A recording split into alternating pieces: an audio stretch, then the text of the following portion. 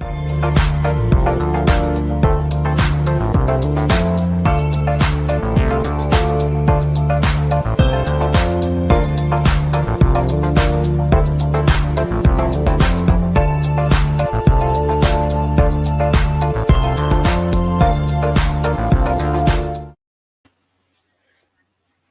hello, hello, everybody. Hey, everyone. Thanks for coming to tonight's stream. Hello. It is Wednesday, and Wednesday it is. So you know what time that is. It's time to rant, and we got a lot of rants tonight. Yeah? You got one you want to start with, or would you like me to start with one? I would love for you to start. Well, I kind of had already talked to you a little bit about my rant earlier, and it's about these pictures. Well, you know what? First, let's say hi to Shermar. Yeah, let's say hi. New medic, and maybe give everyone a couple more minutes to come in here before I just straight off start getting on my soapbox. How about this? Since it's a Wednesday and it's kind of a rant night, I'll show you, because I know some of you aren't on Discord and you guys I know some of you wanted to see this dress and what I looked like for the wedding. And I have a picture that I will be more than happy to show you guys. It is very yellow. Everyone is like, oh, you guys look so beautiful. And I'm thinking to myself, it's still a yellow dress. So here it is. Let me just share it.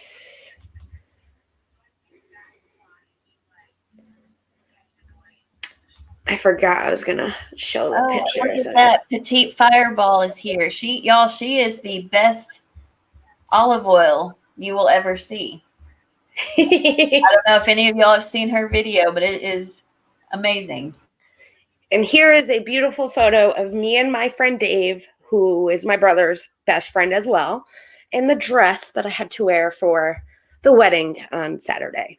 It went very well. It did rain all day, and we had fun. I had fun with my family, and I let the bride do her thing and stayed out of her way so I didn't have to hear it from my brother later on. But there you go, guys, a sneak peek. So I did actually have a question about that. So you said the one girl wasn't there. What happened with that? Well, she wasn't a bridesmaid, so that was a good thing. But she decided not to come because of me, she said to Gina. She said she wanted to avoid me at all costs. And I said, well, thank effing God, because I didn't want to see her anyways. But actually, my brother's best man, he didn't realize he had gotten a text on March 18th that the best man wasn't going to be able to come. And 3 days before the wedding, my brother's like, I just realized I got a text saying that my best man can't come. So we're like, what are we going to do? So it ended up that they were going back and forth whether Jake was going to be a groomsman or Gina's brother was going to be a groomsman. Well, Gina's brother just so happened to have, the black suit and the yellow tie to match. So he ended up being a groomsman, which I thought was a good trade-off. I mean, you have the bride's brother, and then you have the groom, you have me as the sister of, as a bridesmaid. So it worked out very well, and I thought that was okay. But my brother had to change last minute his best man, which, when all your friends are close like that, it worked out great. And the kid gave a beautiful speech, so. But she was very upset it rained, and I don't blame her. But I loved it, and I got muddy, and that dress can never be worn again. Well, and that's the thing about these bridesmaids dresses, which is why another reason I actually didn't have any is because I couldn't even imagine asking somebody else to buy a dress that I pick out for you that you will never wear again. I agree. It feels so rude. I mean, my aunt did say, she's like, you can add tulle and kind of poofiness to it, and you could be Belle for Halloween. And I was like, you know what? Yeah, I could be Belle for Halloween. It's just not off the shoulders like Belle's dress, but, But yeah, it's in the closet, it's hanging up, and that's where it's going to stay. Yeah, I So, mean, like, no offense, but I'm in like 35 years old. I have no proms to go to at this point. and I don't think I'd wear yellow to a prom. I hate to say it. But I'm saying, Yellow is not my color. even if it was purple, that looks like a prom dress. You would look so out of place wearing that to 90% of places outside of like a wedding or prom. Agreed. Agreed. It's not like you could throw that on for like a movie night, like we're going to the movies and out to eat for dinner. Like, no, you would look so weird. I agree. That would be a little too, not even fancy, just kind of awkward. Like, Yes, people would just like, she looks weird. yes, exactly. And I managed to somehow figure out a hairstyle last minute, which worked out very well. You know how you do the ponytail and you kind of flip it and kind of turn it inside out, so you have like a little twist in it. Yes. That's what I ended up doing. So, and I love that. Shermar's son couldn't choose between his two best friends, so he had them both as the best man. Oh, that's awesome. Yeah, that's going to be a hard one for me but I mean, so that's the thing. So if I had to choose a bridesmaid, and that's the thing, I have friends that are girls, obviously, but a lot of my best friends that I've had for years are guys. And a lot of my best friends that are guys are also Jake's best friends. So they're going to be in their wedding regardless. But like Dave, for instance, Dave is one of my closest guy friends. I'm going to want him on my side, not Jake's side. So like, what do you do? So I mean, just have him stand next to you. Yeah, he's going to be a bridesmaid. Just call him a groom's bride. I don't know. The bridesman. Bridesman. There you go. Dave, you're a bridesman. Be prepared. I'm going to put you in a dress. But anyways, so yes, it was a beautiful wedding. I had a lot of fun. It went great. I didn't have to beat anyone up. And my uncles dragged Jake on the dance floor and did the do-si-do, and it was quite funny. And I wish I got that on video. But it happens. So I guess I can go ahead and... Yeah, we can start it up. So what I had been talking to you about was these pictures that are all over social media of like the local Sonic that say, now hiring, nobody wants to work anymore. Yes. I think what they're missing is now hiring, nobody wants to work for $7.25 an hour anymore. Exactly. Because, I mean, it irritates me because I get that's minimum wage. And I know a lot of people are like, yeah, well, if you don't like that, you should get a better job, or it's not that hard to do. Well, I can tell you, I worked fast food and it was the most miserable job I've ever worked. I think I deserved what I make now then, and probably what I made then now, for how, like, in terms of how hard my job is. Because, now I work in front of a computer. Then I had to get yelled at and treated like crap over $1 chicken nuggets. And the customer is always right when it comes to fast food and any kind of customer service. So you can't, not that you're going to bitch back, but even if the customer is wrong, you always have to remember the customer is always right. Yes. And it kind of gets annoying. It's awful. It was one of the worst experiences I've ever had. I think it's one everyone should have to go through at least once so they know how bad it is. I agree there. On top of that, these jobs also don't give their employees a set schedule. So I'm going to pay you poverty wages, and then I'm going to make you work whenever I want you to work. That way you can't go get a second job of poverty wages. That way you can make enough money for living. Or instead of me getting a job at your Sonic, I can go across the street to where Target starts at $15 an hour. And 20 hours into my shift that week, I've already made what I would have made for you. Exactly. In Target, you'd probably have a better chance at getting a set schedule, or more likely, more set of a schedule than you would at Sonic. And that's what's been here. And I say Sonic because the one that I keep seeing is Sonic, because, I live out here where I showed you the map that day by my house, how many Sonics there are. Oh, yes. And I'm jealous. I'm so jealous. That's our restaurant of choice, is Sonic's down here. So Does your Sonic still have the wait staff come out on rollerblades? they get paid like a 50 cents more an hour if they wear the 50 rollerblades. cents? Yes. But they don't offer insurance. So if they break their ankle, that 50 cents doesn't do anything for hospital bills. Exactly. Oh my gosh. Okay. And some of which is another thing I didn't know, but some of the Sonics here don't even pay minimum wage. They pay waitress wages and expect people to tip them. What? That's no. And I don't tip anyone at Sonic because it's a fast food joint. And they don't even have tipping turned on if you're using a credit card. That's true. That is true too. If you're going to expect them to get tips, then turn the tip on, especially on the app that everyone uses now, because you can customize anything and everything at Sonic, which I love. Yeah. Like I did not know that I could get cheese sticks instead of French fries at Sonic. Neither did I. Or I can add extra hot fudge to any kind of shake or milkshake. Oh, that was like when I learned that, I was like, yes, I can add hot fudge to my blast. And I can sit there and say, like, I want 3 packages of barbecue sauce with my chicken. Exactly. Not 2. I want 3, maybe 4. Maybe 4. I'd rather have too much than not have enough. I agree there. Because then you got to flag someone down or press the button, let them know all you want is a sauce packet, and it's a hassle. And I feel bad about making someone walk all the way out to me for like a sauce packet unless I asked for it when I ordered and they didn't bring it. I feel really bad about that. Yeah, I agree. I agree. And Josh, like, I made you walk all the way to my car because I didn't ask for enough ketchup. I'm an a-hole, like that makes me feel bad. Exactly. Then you got to tip them. Josh, I would never kill you for coming up to my wedding in a dress. You would be amazingly beautiful with that unicorn wig. Come any day.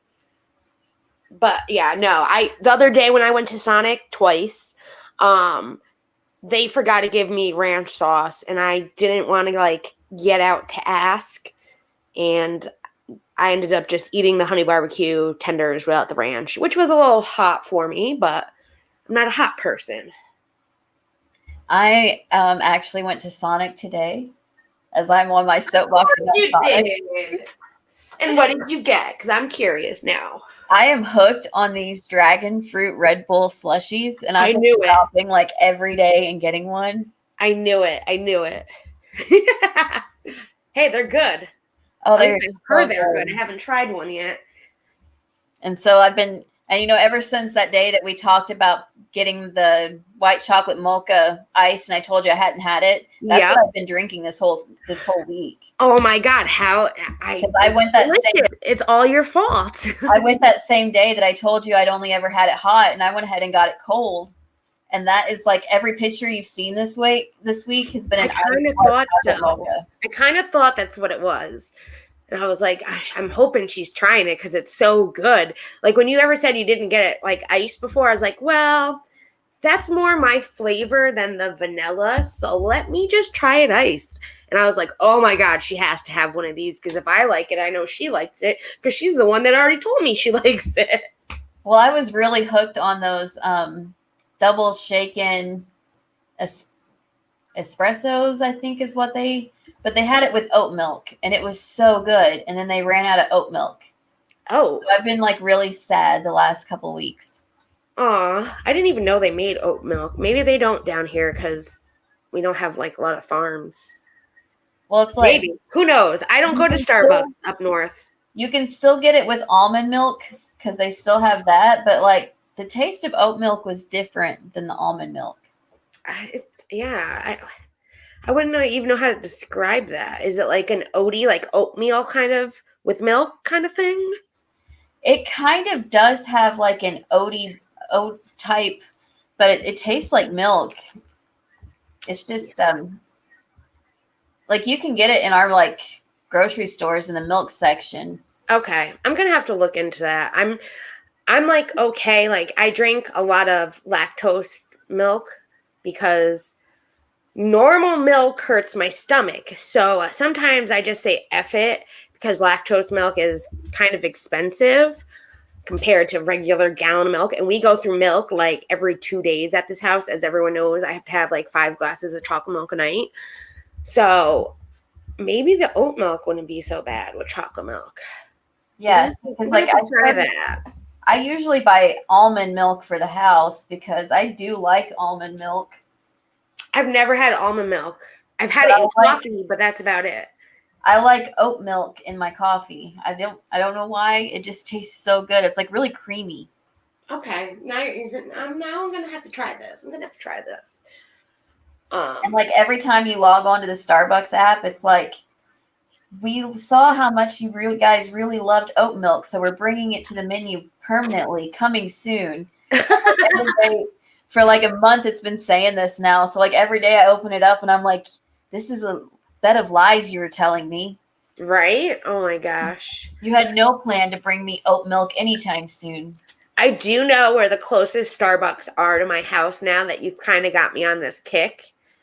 All of you, even though I can go through a Dunkin' drive-thru in 2 minutes. Starbucks is a little difficult where I am because I'd have to go in to the downtown area, which it's a 3-minute drive, but to have to parallel park, get out of the car to go inside and order it because it's all by Yale University and all the college students want Starbucks. So there are 2 of them near me, and then there's a third one like in a town 15 minutes away, but I'm prepared to parallel park in downtown and get a Starbucks at this point. Well, Snoop, they're damn good. They were damn good. I made sure I grabbed Starbucks before I left North Carolina. And I also bought from Starbucks, you know how they have, I don't know if they have them where you guys live, because some states do have them. I do know this because Dunkin' did them at one point. They're the mugs that are like the representation of the state you visit, like been there. It's called the Been Here series. Yeah, they have those. Okay. So I grabbed North Carolina one because Dunkin' has done this like for years. They have like 3 different versions. And I have all the versions from Connecticut, Maine, New Hampshire, which is a state that I love, and South Carolina and Pennsylvania. Those are just where I've been. But never could I find a North Carolina one, even at the North Carolina Dunkin' Donuts. I could get it on eBay, but I was like, F it, Starbucks has it. And when I'm in North Carolina, I drink Starbucks. So I bought myself a Starbucks one. Yeah, so Snoop, it is a dragon fruit Red Bull slushie. It's the summer slush flavor. They do have happy hours here in Connecticut as well. And what I was going to say is it's actually happy hour all day long if you order from the app. Really? Oh. Yeah.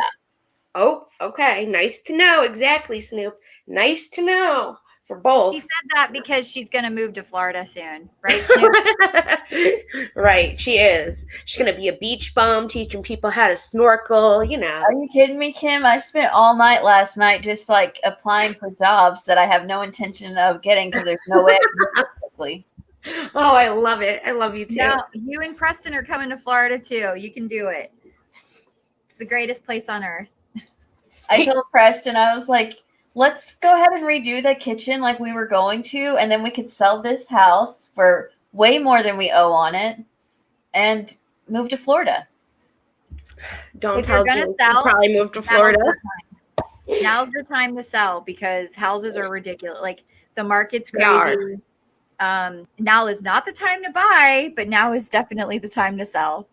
Well, it is exactly. My parents' house was on the market for not even 24 hours. Well, we also thought we could even like rent it out because you could. Like our house is large enough, we could rent it for probably $2,000. Or you can do an Airbnb and make more money too. There's nothing out here for anybody to want to stay. You never know. But we figured we could rent it out for anywhere from $1,500 to $2,000, and we bought it at such a cheap price. Like our mortgage is only $400. Damn, girl. So that would be like all profit. Hell yeah, it would be. I mean, if you have someone nearby that can manage it, or if you pay a property management company. Watch you get a job in Florida. Like my mom is like 10 minutes up the road from this house now. And she's like the meanest person ever when she wants to be. So she would be great at that. Yep. And There you being a go. landlord. There you go. That would be great. So you guys were talking about I know, sorry, I was like No, it's okay. listening, but I know you guys were talking about Stacy's rant with Sonic signs saying now hiring, no one wants to work. Yes. So I know that it's horrible because no one wants to work for a place that doesn't pay enough money and that doesn't treat their people well and doesn't offer insurance and all that. Yeah. But man, everywhere is hiring. Like every single place you go into has now hiring signs on the door. Because like quarantine is pretty much almost over for everywhere. Oh yeah, and I don't have a problem with all of them. My biggest one is it's all the fast food places that are putting those up that Yep. you know pay minimum wage. It's like Exactly. they pay double that at the Target, and they're also hiring. Why would I come work for you? Right. Yeah. And you got to think of like, so in the market, and you guys know what I do for a living, so you know that this like greatly affects me right now, not being able to hire people. And you're right, the quarantine is pretty much over. I read an article today that said Orlando is ranked number 2 in places in the world that Americans want to travel to this summer. Number 2. So you're gonna need some employees. Right. And So and that's we're having trouble. Asked me if I wanted to go to the beach with her at the end of August in Florida, and I told her like, yeah, but then I'll just keep driving after I drop you off at the beach so that I can go hang out with my friend Kim. Exactly. You better. But I mean, seriously, that's what's happening, and everyone's flooding into Florida from other states, right? But the issue is you can hire people right now at a decent living wage, and they will have a job like 4 hours later paying them $1 more, and they'll leave you to go to that place. So it's so competitive. You can't keep up. And everyone is so just slammed. Like companies are not prepared for the level of business that they're doing right now. So everyone, a lot of times those starting salaries aren't determined by the store themselves either. So like I can't even offer you more to make you come here, but that's where corporate needs to like re-examine their practices. Yeah. And to think about that on a global scale with corporations, like we passed the law here in Florida. So minimum wage is going to be $10 an hour in September. And then every year in September, it goes up $1 until it hits 15. Yes, so, that's what they're doing for most states because they're trying to get us to 15 right now too. Right. So imagine how much money that is, though, like for a corporation to do that. That's why they don't come out of pocket right now, because like my corporation, for example, and I don't want to mention it only because I don't want to be tied to it and legally in any way have them, they will find me. But my corporation, 40% of our income goes into payroll every year. And that's before we pay $15 an hour. So like, imagine what it's going to do in the next few years. It's going to be nuts. And yeah, we need it. Like, people need to be able to make a living wage and live. And I'm all for it. It's just crazy right now because like, you can hire at $13 an hour, and the pizza place across, like in this parking lot across the street from you, is going to say, I'll pay you 14. And they're like, yep, I'm gone.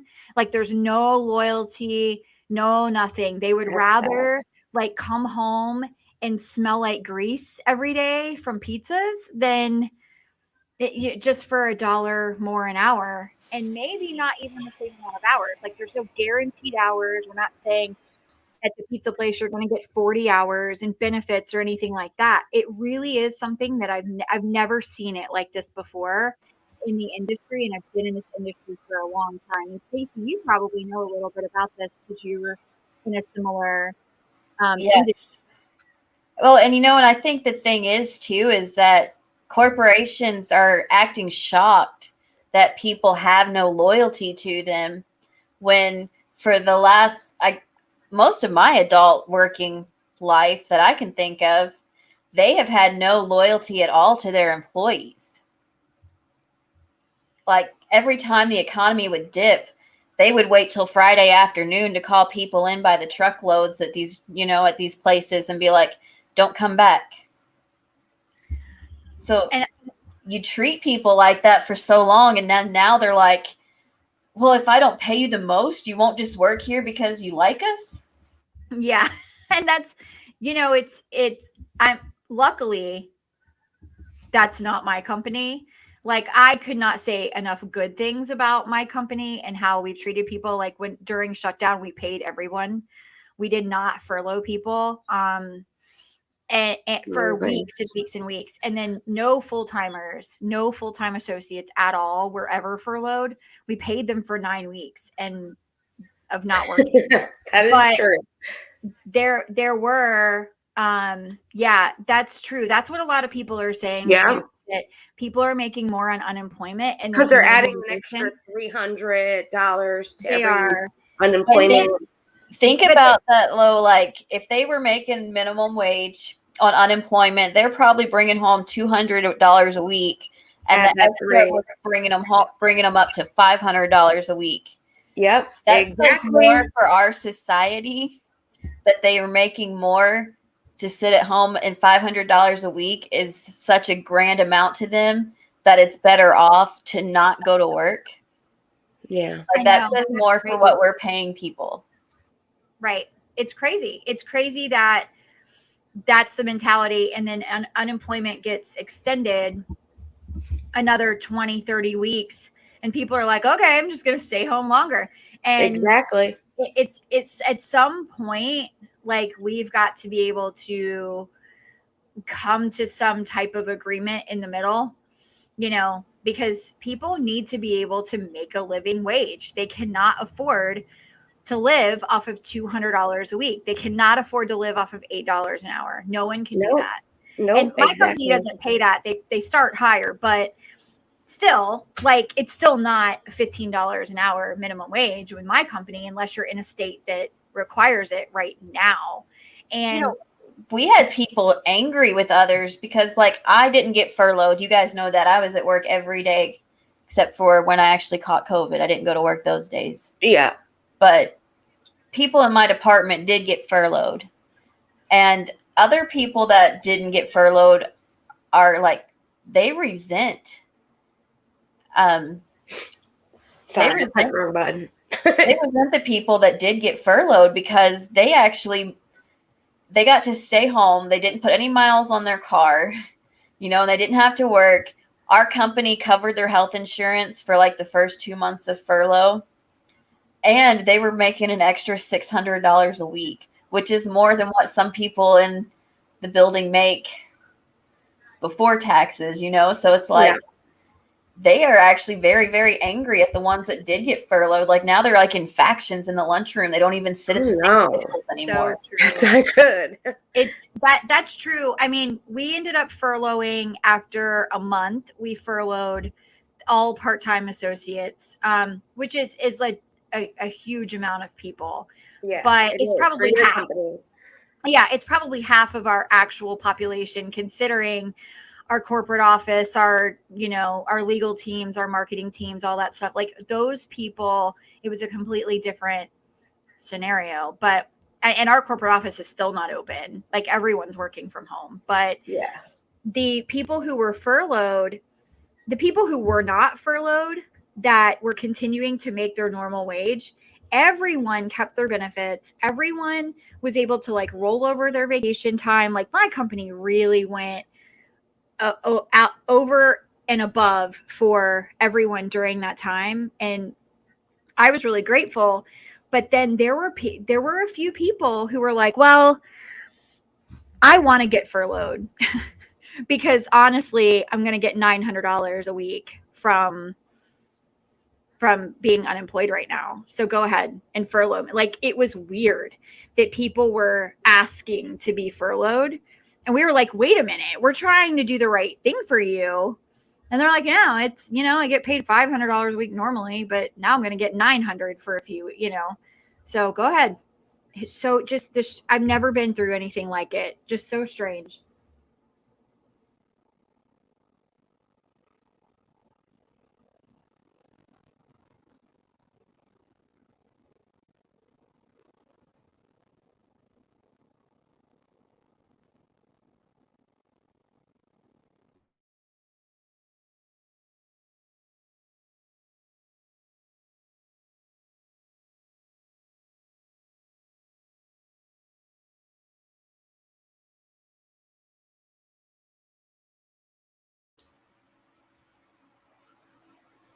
Y'all, I was talking to you and I did not realize I was muted. I thought I had like lost connection. I was like, why is everyone quiet? What happens? I'm like checking my Wi-Fi.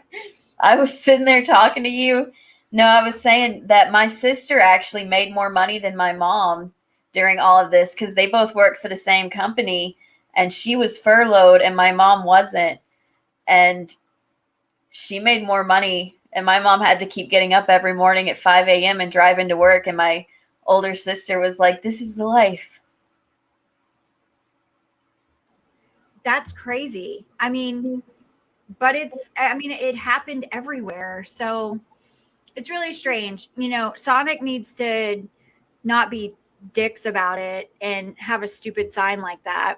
They're not going to get anyone to work for them with a sign that says that. That's ridiculous. Oh, and one of them had a sign that said like stimulus checks given here every 2 weeks, inquire within. Like, haha, that's so funny. Wow. Yeah. That's pretty ballsy. I think I'd be fired if we had any of those on our doors. Every time I see, and then like I said, I found out that some Sonic don't even pay the minimum wage. They pay waitresses. I mean, they have to if you don't make enough in tips, but I didn't know that Sonic could do that. Like they rely on tips. Hey, Justin. Hey, Chronic. I've never tipped anyone at Sonic, but damn, now I feel bad. Now I've never tipped either. Well, and you can't tip if you use the card. That's and I true. never have cash. Very true. Me either. Well, recently I've had to carry cash around me because the local ice cream shop only cash. So what's our next rant on the night? Who wants to go? You want me to go, Kim? Well, my rants are all about stupid people. So if you want to save that one for last, sure, go ahead. It's up to you. I really don't care because mine's about KJ and her lack of knowledge. So yeah, that'll be a good intro into stupid people. Exactly.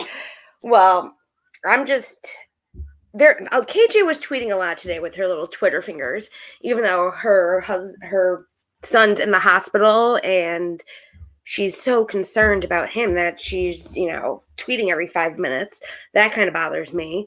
But one of her tweets was about, well, of course, Gabby Hanna and marijuana, like she knows what she's talking about. But I'm going to open up her tweet so we can see really quick, and then I'll give my little spew real quick.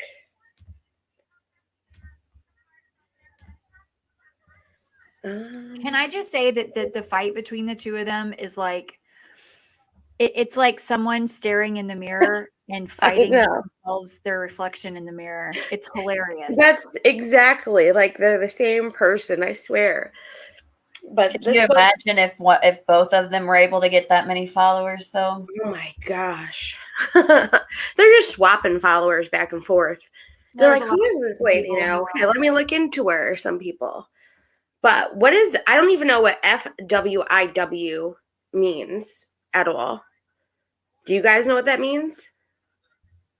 FWIW? No, I have no idea what that means. No clue. Many people are discussing for what it's worth. For what it's worth. Even better. For what it's worth. Many people are discussing Gabby Hanna's mental health.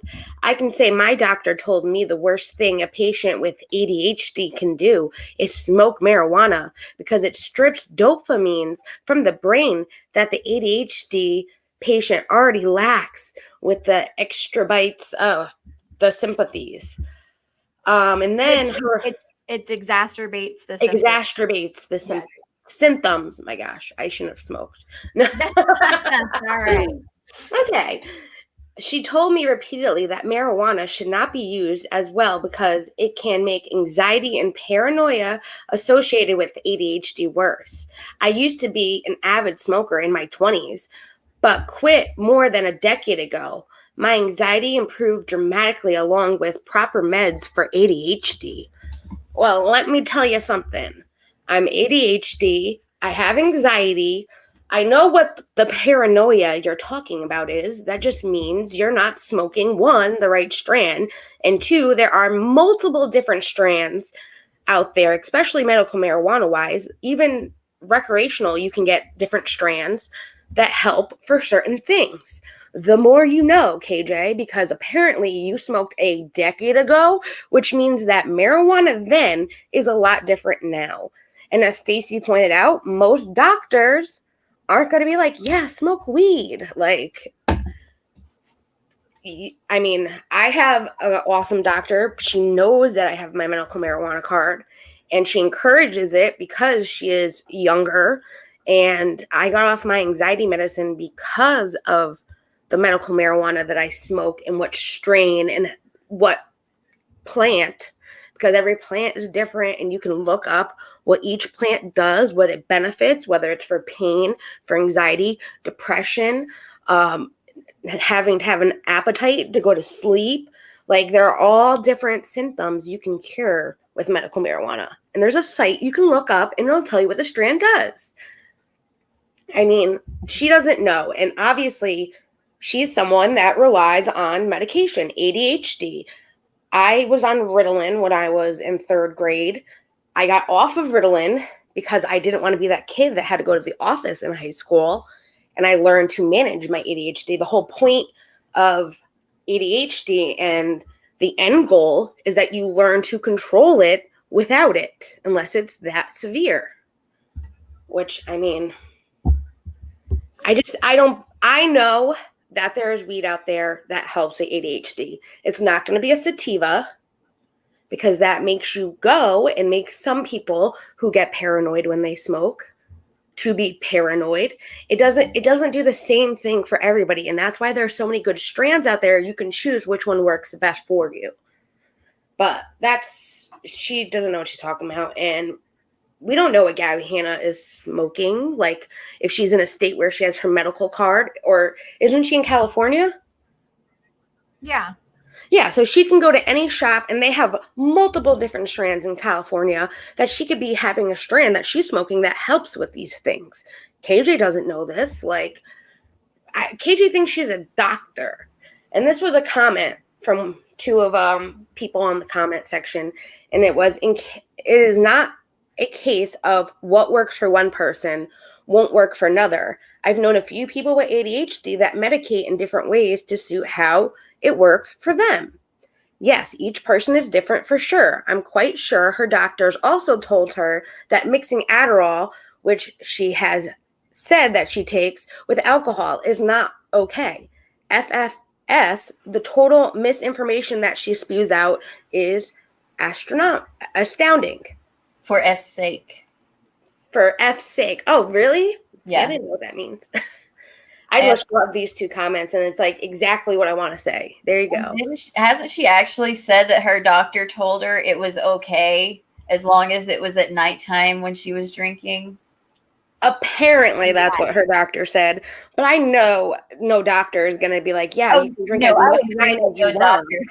I don't think a doctor told her that, but I'm saying, isn't that what she has said before? Like, isn't that the dumbassery that came out of her mouth once? Oh, yes. Hey, Leanne. I don't know. Yeah. Raise your hand if you think that KJ has never smoked a day in her life. Because I mean, I don't think she's smoked a day in her life. I mean, she had to have. She must have been that one person, that smoked weed and was like, oh my God, this really creeps me out. And like, yes, the first time I got really high, I was paranoid as hell, and I was like, what the fuck is going on? Like, they did a box She was trick that where they put the person. box on your head and they pretend not to talk, so it looks like you're like losing your sound. My friends did that to me. It was pretty creepy. Like, Well, she was that person because that was her whole story about that night, that when she made up that story that rapper wrote that song about her, and that's not even what happened. But the whole thing was that she smoked weed and she was so annoying that they left her at the gas station. oh my God, yes, I don't know this forgot story. about that. Yeah, I've she's not like heard the this one story. person you don't smoke weed with. Like, everyone knew, like, it's not worth it. Yeah, And she probably. chronically intrigued, that's a fact. I was paranoid and super hungry, and had dry mouth a lot too. Whenever Yep. I was smoking dirt weed, whenever I was 16, absolutely. But like you said, it's a little bit different now. Although where Stacey and I are, it's still like whatever the guy gives you in the bag. Yes, but you're Illegally. still getting stuff from California and things like that where Also, they like, could tell you a name if possible. like 90% of our paranoia at 16 wasn't even like the bricky stuff that we had. It was, what if our parents catch us? So That's like true. we brought on most of that paranoia ourselves. Yep, Like, exactly. they're gonna If you smell were it. your They're putting parents, more you're gonna cucumber find out. melon on. Yep. Yeah. Or what if this party gets broken up by police officers where there's a whole Yep. bunch of underage drinking and Always smoking looking going for on? your escape route so that they didn't catch you, so you could get away and pretend like you weren't there. Exactly. Oh my God, exactly. You're like, as soon as the cops pull up, I can make it through the kitchen out that back door, and I can just cut through that, and I'll be at my neighbor's house. Hell yeah. It's like, am I too high to jump that fence? I don't think so. I got this. Yep, exactly. One other thing I wanted to say too was, hey, KJ, your state, Minnesota, today, the bill to legalize recreational marijuana hit the floor and they voted yes. So I hope maybe you can try some out because it will be recreationalized. It'll be legal. It'll be like having a glass of wine, but better, in my opinion. She doesn't need it. Like, she needs to It might completely mellow her out. Who knows? I don't know. I mean, she's got Adderall, she's got her wine, her Jesus juice at night. Like, she's got a lot going on. Pulling her hair out. I think she needs to chill. She doesn't want to go to bed. That's the thing. She doesn't want to sleep. And like, I get that because I'm someone that stays up all night too. And I hate going to bed because I have so much to do, but that's part of my ADHD. So clearly the Adderall is not working if she stays up all night and goes a million miles an hour, because that's what ADHD is. And if you're doing that on Adderall, that means you shouldn't be taking Adderall. So I would have to go to the doctor if I were you and get checked out. Even if you should be taking it, the prescription must be a little too strong for you because it's lasting too long. Yep. Something's wrong. Let's just say that. From the way you act to the way you say these things about what you take, something's not adding up. And I'm looking out for you right now. I just think you need a third, fourth, fifth opinion on it. Because I don't think you need it, to be honest. So kind of off subject, but about her, how much did you guys laugh how she waited one day after getting her first vaccine shot to be like, write a self-righteous thing about how it's your responsibility to go get your she already had that ready to go the day she went and got that shot. Oh yeah, I wonder. I got my shot this morning, and I'm fine. By the way, my first one. So this one's the one you're supposed to get sick with, right? Well, I just wonder, how can every single thing that people have like a 1 in 100,000% chance of getting, how come Katie gets every single one? She never beats the damn odds. She always gets sick after the shot. For life. She had 101-degree fever after the first shot, which 1 in like 8 million people have experienced that. Oh my God. Everything with her is she has to insert herself into like the most drama, which makes nothing that she says credible. And then, she like pontificates on her high horse about how everyone should be getting the shot whenever she's had a shot available to her for how long? A couple of months now. Yeah. And her state has not been one of the states that hasn't had like the appointments available. Yeah. I mean, with Waxy did a whole video on this, on the fact that she was talking about she couldn't get the shot and like she had to wait and drive an hour away and all this crazy stuff. And then people like called her ass on it. And then the very next day she went and got a shot. And then decided to be Pope Francis about. I need to see that video from Waxy. We'll have to link it in the description for everybody that's watching on the replay or afterwards want to check it out. Yeah, I thought that was hilarious. She even showed that it would let her like book her and Todd an appointment at the same time. Oh my God, yes. So the fever is uncommon after the first shot. If you don't, the Johnson & Johnson is one shot. So if you get that, you're done. But the Moderna is you have to have 2 doses. So after the first one, it feels like a flu shot. Your arm hurts. Oh, Jesus. But very few people actually had like COVID symptoms after their first shot. See, I'm worried because I haven't gotten the flu shot in like 7-8 years now. So I'm worried because I haven't got the flu shot that this might give me those symptoms. No, I don't think so. I don't think it works that way. It's like, okay. If you so basically you get the first shot and it's a boost to your immune system to tell your body like we don't like this. But you don't get sick from it. The second time around, your body is actually saying like, whoa, buddy, this isn't right.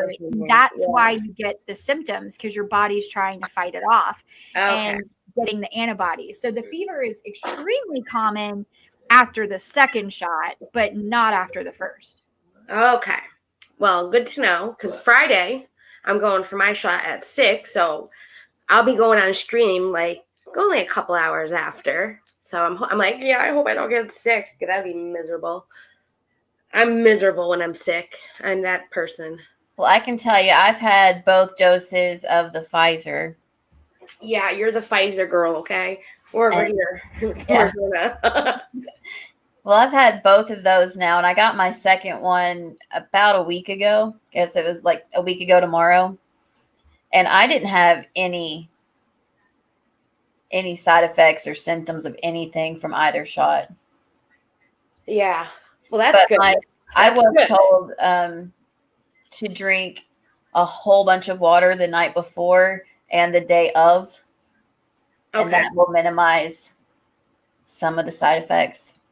I heard that too. Yeah. I was going to say, Hanil posted in the Discord, like, things to do when my mom first got the shot for me. And I'm like, okay, I have to do what Hanil says. Because I'm like the type that I need to keep moving my arm because I don't want that shit to hurt. Like, it just feels like someone punched you in the arm, you know?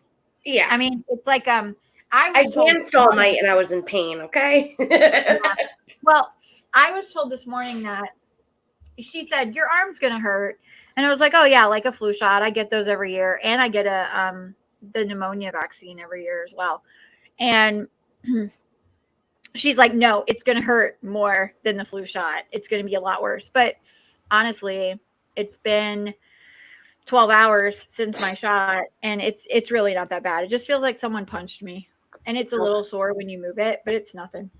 Well, yeah, me and Sir Mar got ours on the same day. We were actually talking in Discord about it. Like, she got hers probably about maybe an hour, 30 minutes before I got mine. Oh, wow, that's awesome. So she got to go first to make sure it was safe before I had to sit down to get it. I think it's hilarious that they make you sit there and wait for 15 minutes to make sure that you don't like mutate or die. Like, I've never heard of that before. That makes me scared then. Like, then I'm going to mutate and die? Like, come on. No, you know, I'm being fishy. I'm just kidding. But they do. They make you sit there and wait for 15 minutes, I guess, to make sure that you don't like pass out or have some kind of serious anaphylaxis reaction to it. Because there's some people who are highly allergic to things that they make vaccines in. Like my mother, allergic to eggs. They make vaccines in eggs, like grow them in eggs. They do. And yeah. So anyone who's allergic to eggs cannot have these vaccines because they'll go into anaphylaxis and die. So I guess that's it. But I don't know. I just think I've never had anyone make me wait before. And I'm like, what's going to happen? Am I going to have a third eye?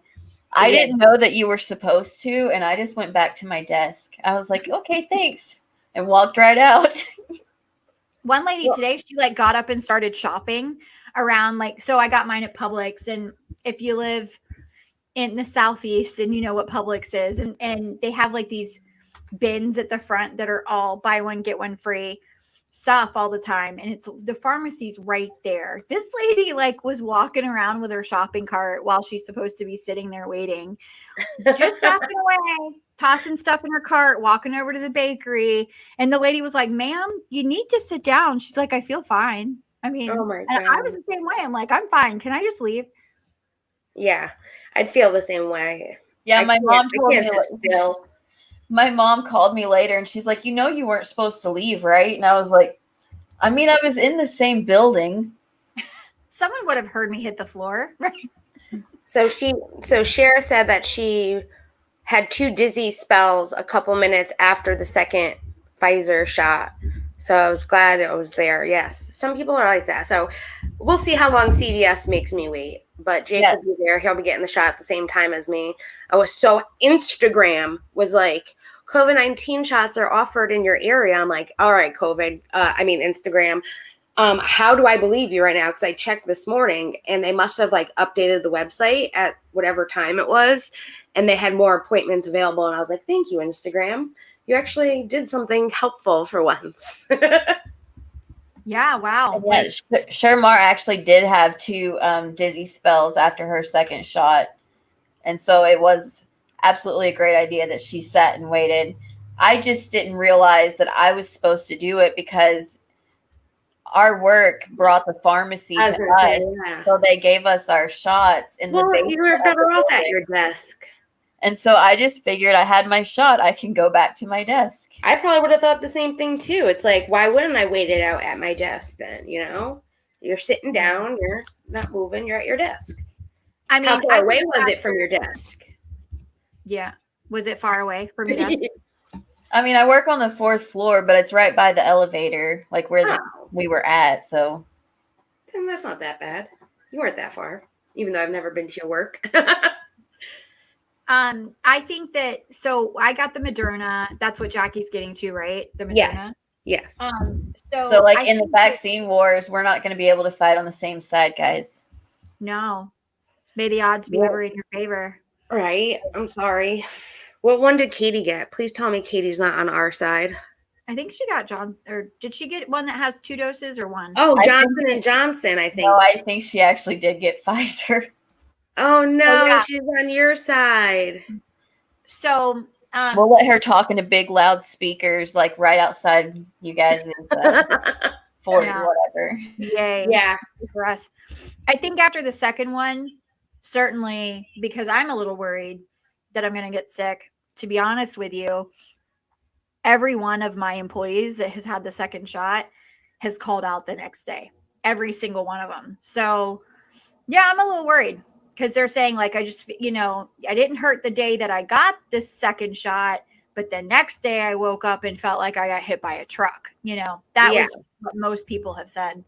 Yeah. And I kind of wondered if it might be because I did already have COVID, if that's why. It could be that your body had the virus in it. It's like people that have the flu and then get the flu shot. It's it's not that bad. It's like my immune system already knew that COVID wasn't good. Yeah. Yeah. Yeah. If you have the antibodies already, that's possible. I did hear of someone that got shot number 1 and 2 and then got COVID 2 weeks after. But he was an older gentleman in my uncle's neighborhood. So it does happen. Right. And the shots aren't going to be 100%. That's why it kind of relies on herd immunity, because the more of us that have the shot, the less likely we're all to catch it. Exactly. And that's yeah. And actually that was kind of something I was going to talk about, because it's not really a rant, but it's something like my state passed a bill that kids are exempt now, even with religion, for certain shots that they need to go to school. And one of them being the COVID shots. We shouldn't even be saying that word technically on YouTube, but whatever. One of the shots is that one, and kids have to have it before they go back to school in 2022. And you can't use religion anymore as a excuse not to get vaccinated. But And it's not approved for anyone under 16 yet, right? That's correct. Yes, that's why they said in 2022 that this bill would be passed, because by then they're hoping to have one for kids. Or it was something stupid, but they have to get the flu shot. They have to get, the meningitis one. I don't have kids, so I don't know what shots necessarily.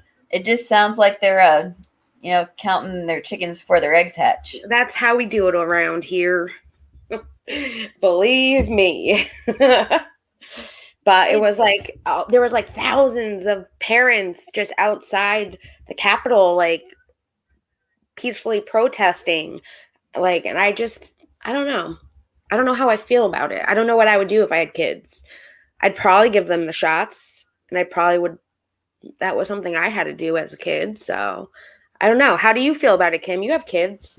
I can tell you how I feel about it. My kids would be getting those shots every time they were supposed to be getting a shot. All the shots. Yeah. Including the COVID ones?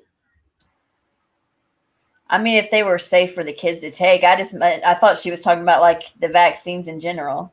Yeah. Oh, yeah. So, listen. Okay, here's how I feel about it. Anti-vaxxers are killers of children, period. And you can take that shit to the bank, because if you do not vaccinate your children, you are putting them at risk for a whole lot of stuff. Things that would not be deadly to you or I, but that are deadly to children. So like measles, mumps, rubella, that's one of the vaccines that you get. There's a lot of things that vaccines actually do work for people, like, and I think that kids should always get vaccinated. My children have had every one of their shots, every single one. I'm not using anything as a exemption for not having them get it. However, if I were told by the government that I had to give my child a shot that was not yet even approved for children, I would probably be one of the people standing at the Capitol and saying, hold on, wait, who the fuck do you think you are? I know sorry. Yeah, no, I'm not going to give my child something that's not FDA approved for them. Yeah. Like, I'm not going to put them at risk. I think it was like, if it was FDA approved by then, they'd have to, like I said, I don't have kids, so I didn't really pay attention. It was something I saw and thought about, like that, how would that affect me? I know personally, I had to get the hepatitis C shot when I was in dental assisting and hygiene school, and I didn't want to get that at all. And honestly, I'm not saying this is the reason, but it just doesn't seem right that I got this shot, and literally a month later is when I started having my epileptic symptoms. And that's when it really started was when I was in dental assisting school. And it just was like right after I got the shot, and I started getting like the euphoria kind of seizures, and then led in years later to the full-blown epileptic seizures. So I don't say, it was because of that shot, but it's just maybe there was something in that shot that didn't agree well with my body, and now that's why I have this issue. It's a possibility that my doctors have thought of. Did you know that in the U.S., it cost us $100,000 to cure hepatitis C if we catch it? Wow. That's It's just for the medicine. It's $100,000. In other countries, you can get it for like 32, right. but here it's $100,000. This is why I think vaccines are really good. I mean, there's a lot of reasons because there are actual cases where there's like anti-vaxxer communities where measles has broken out among children and then children start dying. And I would never be able to live with myself if my child died from a disease that I could have had them vaccinated against. You know, you just hand me the gun because I'm going to shoot myself. And, you know, I maybe I shouldn't say that on YouTube, but I'm telling you, that's how serious it is. Like, I would never be able to live with myself. However, like, Justin said that he's had some different experiences. A couple people are saying they have one child vaccinated and one not, Leanne. And there's some different things about that. My oldest sister, her oldest son is autistic, and he's 27 now, but for a long time, there were a lot of studies that were saying that vaccinations caused autism. Yes. And yes. and my sister, by the way, is in the medical field. She is a doctor. And she said at one point in time during this, she was like, I think that vaccines are bad. She really did a lot of research and thought that maybe the vaccinations caused her son to have autism. We later found out that that was not true. Like, that's been debunked at this point. It's not a real thing. Yeah. But there are a lot of people who still think that vaccinations have caused something with their children. And then there's also people who the HPV vaccine for teenagers. So my oldest daughter had to get that vaccine this year. They have to have it between the ages of 9 and 11. So like and you don't have to, this is not a required vaccine. But it is highly recommended. And there's a lot of controversy around the HPV vaccine because there were people who ended up with epilepsy after getting the HPV vaccine. There were people who ended up with Guillain-Barré syndrome. You could probably Google my life after whatever. I don't remember that. What's the name of it? It'll come to me in a minute. It's whatever the name of the vaccine is. And there's a lot of people who say like it ruined their lives because they ended up with some kind of debilitating disease afterwards and were never the same. There's no proof that is from the. Are you talking about the Gardasil or? Is it Gardasil? Yeah, Gardasil. It's you can Google it. My life after Gardasil. And there are a lot of people who say that think bad things have happened to them from that shot, but their doctors are still telling parents, myself included, it is such a low risk that anything does happen, but it is such a high risk for your child to contract HPV, which leads to cancer. So I've had my Gardasil shot, all three of them. I don't know if I did. I can't remember. I was too old. They didn't really come around until after I was too old. But yes, it has to be between 9 and 11. So my daughter got it. If Stacy got it, then I definitely got it because I was in that age bracket. No, like when I got it, you just had to be under the age of 26. Oh, then I don't know then. So I think I'd have to ask my mom. I think I was like 22 or so when I went and got mine. Okay. Yeah, maybe. You never know. I know like the schools I went to, I had to get certain shots. Like I went to a Catholic school, so they made you get shots no matter what because you couldn't use against religion there. Like, even though there was other people of different religions in Catholic schools, they made you get the shots. And like I said, in college, because I was going in the medical field, they made us get all the shots. So I probably got it. Who knows? Well, my mom's best friend is a nurse, and she always made me get my shots because I was like terrified of needles. And like she always made sure that everyone in the family got their flu shot, like everything. And so when Gardasil came out, every single kid that was under the age of 26, it was like, okay, be at my house on Wednesday for your first one. It's awesome. Yeah. I don't know why I don't get the flu shot anymore. They always offer it and I always just say no. And it's not because like I'm scared of shots because I feel like, I might have gotten epilepsy from the other shot. It's not because of that. It's just because I'd rather not have that chance of, I'd rather just get the flu. I have better odds of not getting the flu than I do getting sick from that shot. So that's how I see it. And I mean, my kids would have the shot. Whatever can help, they're getting. Yeah, I mean, if the COVID shot were cleared for children, Yes, I would yes. definitely have my children vaccinated. I want more information on the COVID shot for kids, honestly. Yeah, I mean, Risk me, I don't care. Yeah, I mean, there's a lot of people who are like, it happened so fast. They made it so fast. We can't trust it, whatever. I get it. Like the world, no, everyone's going to have their own opinions about stuff like this. And it's all controversial. And there's always going to be people who don't want to vaccinate their kids. Yep, but anti-vaxxers, yeah. Yeah, it's always going to happen. And everyone's allowed to their opinion, so. Sure. Here's the thing.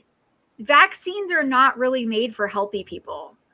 Vaccines are intended for medically fragile people or people who are young or old. Like their vaccine, typically the flu shot, a lot of people get sick with the flu shot because they don't need it, because they actually have a better immune system than what the vaccine is forcing their immune system to. Or you were already kind of sick, you just weren't experiencing outward symptoms yet. Exactly, yes. And chronically intrigued, that's another reason why I tend to stay away from unnecessary shots, in my opinion, is because of my epilepsy now. I have gotten on different medicine and gotten seizures because the medicine reacted with the other medicine, and I've learned what medicine works and what doesn't, and that's why also I smoke weed, because one, it helps with my seizures, and two, I don't have to take an anxiety pill now that could interact with my epilepsy medicine, and that's a medicine, unfortunately, I have to have for life, unless, they make a strong CBD, and that helps. I mean, at that rate. Should we share my little website that I sent to you guys? Yeah, share it. I mean, people don't get offended, anyone, if you actually. It's a joke. And yes, Leanne, they have been working on the vax for years. So they knew of forms of COVID.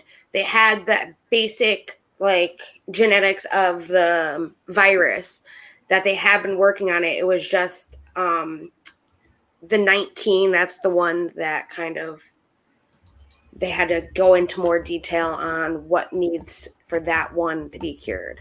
But they did have a basic, I do know that. So yeah. And Snoop actually she posted a video in the Discord, if you're part of the Discord, that's a really funny and easy breakdown of how a vaccine works. Yep. So, I'll put that in the description for everyone right after the video and for the replayers. So this is just something that someone created. Someone showed it to me like a decade ago, but it says, the website is howdovaccinescauseautism.com.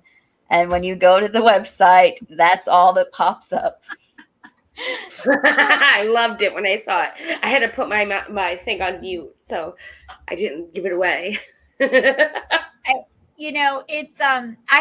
was a lady walking through a store one day, and she had a shirt on that said, vaccines cause adults. And I was like, I love your shirt so much. And she was a nurse. She's like, oh, we're nurses and we all had it made. But I mean, that's pretty clever. Vaccines cause adults. They cause your children to live and grow up. And yes, Cher, absolutely. There are just people honestly afraid of the vaccine, and I don't blame them. I mean, when my grandmother went to go get, because she's in the 90s, when she went to go get the vaccine, I was worried for her.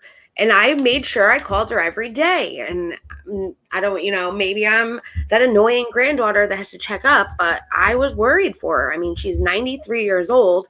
Yes, she acts like she's 65. I have some videos of her dancing, and you will not believe she is 92.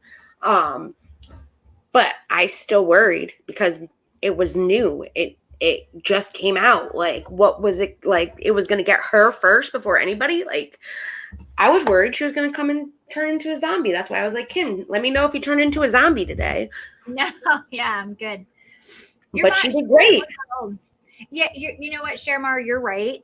That I think it's okay for people to be afraid of a new vaccine. It's new, and when we've anything that's in newer stages, it's like beta testing. Like, it may not be the best form of it, and through over the years we'll probably get much better vaccines for COVID. Yeah. But so coronavirus is not new. The COVID-19 strain of coronavirus was a novel virus because it's new, but coronavirus is like MERS was coronavirus, SARS was coronavirus.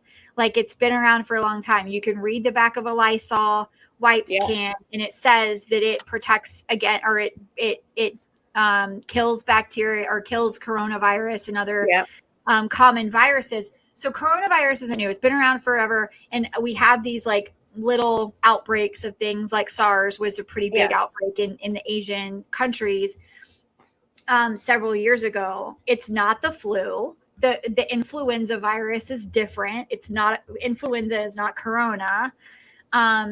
But it has a lot of the same symptoms, but it's a completely different thing. You can get a flu shot. Someone said, Leanne, I got the pneumonia shot for years, only to find out I don't produce the antibodies for it, so the shot doesn't do anything. I get a pneumonia shot as well because I've had pneumonia 3 times. And that's just the thing. The viruses mutate and change. So, like at the flu, you can get a flu shot and still get the flu because there's like 800 different strains of influenza, and they mutate every year and change every year. So the vaccines that they make every year are trying to stay on top of what the most common viruses that are going out there, but they're never going to get all of them, because remember, this is a living being, and there is a level of intelligence with a virus. It serves a purpose and it tries to stay alive. And in order to stay alive, it has to mutate because there are things trying to kill it. Facts. People wear me out. Yeah, me too, Snoop. Me too. Well, that leads into stupid people. You said it right. It worked out pretty good. So my rant about stupid people, where do I even begin with stupid people? Well, what kind of stupid person are you talking about today? Oh my gosh, there are so many.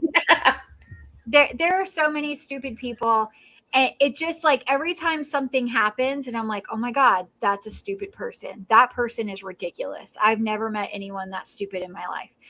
And it just bugs me when people do stupid stuff. Like when, someone's driving through a parking lot and a car decides to slam on the gas and back out like Mario and Andretti, and they don't see someone coming, like exactly. I'm like, what the hell is wrong with you?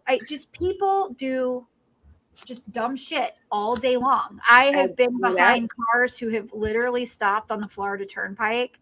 Everyone else is going 80, and this guy in his minivan who's driving from some other state has decided that he needs to turn around and look for something in the back seat. So he stops on the freaking turnpike. It happens. You could get killed. Why didn't you pull over to the breakdown lane? Yeah, I think so. I think my point here is that people are oblivious to other people, and that's what makes them stupid. Like the world is not all about you. Yeah, job security for Snoop, because people are stupid.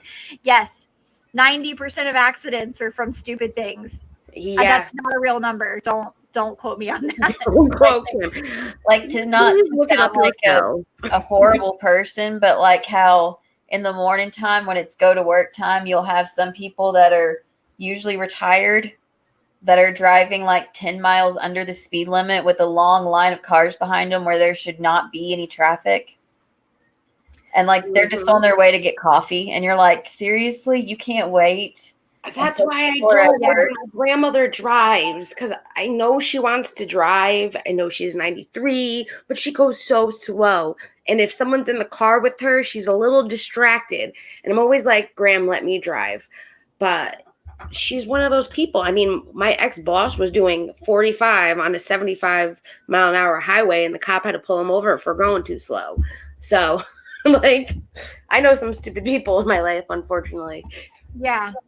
So people that I think stupidity stems from being on cloud nine and being really self-centered and not understanding that there is a whole universe around you and you need to pay attention and be courteous to others. Exactly. So people who complain about their lives are and it's something they shouldn't be complaining about, but they're like, oh, it's so horrible for me because I live in this house that I don't pay any rent for, and I'm, and I have all these friends, but my friends don't call me every 10 minutes. Like people who complain about shit like that, I'm like, wake up. Like there's a whole world out there. And then the dumbest people alive are the ones who say things like, what was it? Toxic positivity.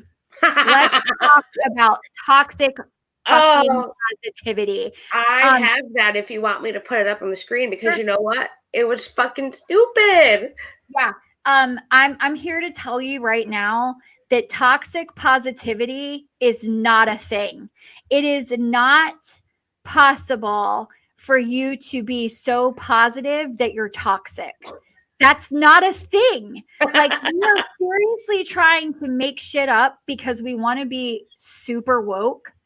And in order to be woke, you need to actually understand the problems of the world. The problems of the world are not people who are positive. The problems of the world are people who get offended by every goddamn thing, the people who think that racism isn't an issue, the people who think that the COVID vaccine is going to make them grow an extra leg and that they can't get it because, God's going to protect them from COVID. This is the problems with the world. Like, I could go on. There's a lot of things. Inclusion and diversity. We don't have that on our planet. People are mean to other people. It is not true to not be positive. Like to be so positive that you're toxic. You know what toxic is? Actually commenting some dumb shit like that on the internet. That's what's toxic. Yes, I agree. So I was saying goodbye. I was saying, Charlotte, goodbye. Remember to smile and that we all love her, right? Okay. So someone that doesn't really like us for whatever reason, because we were mods for a channel that the guy told her to leave. I guess that's our fault. I don't know how that's our fault. Let me get this. She puts up this comment right after. Yeah. So she was, as it says, telling someone to smile is toxic positivity. Take care, everyone else. I was trying to be nice and letting Charlotte know that, just remember to smile, that we all love her. Like, that's just who I am as a person. And she was going through something today, and I just wanted to let her know that we all loved her. And this person who doesn't like us at all, I can tell you that right now, decides, to tell everyone, telling someone to smile is toxic positivity. What does that even have to do with anything? Telling someone to smile, like, I mean, if you're doing it in a condescending way, right? Like, if someone says to me, F you, Kim, And I'm like, Remember to smile. I'm like, smile. It's going to be a great day. Yeah, that's freaking toxic. That's me being Yes. an aggressive person. And I probably would because I'm petty like that. But the point is that it's okay for you to be positive. And I don't understand, like, we can't put the word toxic in front of every emotion and then make it a bad thing. We can't do that as a society. That is stupid. And I want to, for this particular person. Yeah. No, toxic positivity is telling somebody going through something bad to shut up, suppress their feelings, and deal with it. Yeah. Yeah, like, okay, if you want to say like, oh, it's not that bad, like your struggle's not as bad as mine, that's not you being positive, that's you being bossy. Like toxic positivity is not telling someone to have a good day. So, and I'm going to be super positive in a toxic way right now. And I'm going to tell that particular person that I hope she has a fantastic day every day for the rest of her life. Yep. I hope that it is filled with sunshine and fucking rainbows. And I hope that nothing bad ever happens to her. I truly hope that for her, because she is so angry at life that she can't be bothered to actually think that people are nice. And that is really scary. That's really scary. Like, people are good. People are nice in the world. Yeah. Just like that one time someone complained about me always saying the word hun after everything. Like they suggested that I was being rude because I used the word hun after everything. I use the word hun talking to everybody. Like, I don't do it out of like aggression or despite somebody, like, stupid biatch. Okay, hun, like that. No, that's not how I'm doing it. Just like, because down here, when you say the word hun, it's associated with either you're talking down to me or you're trying to sell me on your multi-level. But you can tell by the way I'm speaking that I'm or you're trying to sell us on our multi-level marketing scheme, because that's exactly, they're like, yes, hey, I can see that. Yes, I can see that down south, but that's not what I mean. And whatever, that's someone's opinion and you're allowed to it, but I know that's not what I'm doing. Just like when I did that apology video for that girl, I said, I wish you all the best in life. That was toxic positivity because I didn't even want to do the apology video. Well, and so Snoop has a good point here to say, like, my feelings cannot be regulated by how you think I should feel. That is exactly the point. Like, you do not tell me that I am toxically anything. My feelings are my feelings. And I understand what we mean by things like toxic masculinity and things of that nature. And I even, like, someone chronically intrigued said, if you told her she had no reason to be sad and just smile, that would be toxic. Yes. If you're like, listen, you having a severed arm is no big deal. You should just smile through it. Exactly. That's you being a dumbass. Like, that's not really toxic positivity either. It's just you being stupid. And so I guess you could, in a nice way, you could call it toxic positivity. I just think that people need to stop trying to make every emotion criminal. Yeah, like, it's not criminal to be positive. Or thinking someone speaks that way because of one interaction with each other that had nothing to do. Like, I'm on Charlotte's stream every day. I knew she was having a bad day. I'm going to tell her to smile because that's the type of person I am. Like, just remember to smile. Like, when she thinks, like, that's what I think about when I'm feeling down. I remember all the good things. Like, we love you. Remember to smile. And maybe that person is taking it the wrong way because they are not hearing the emotion.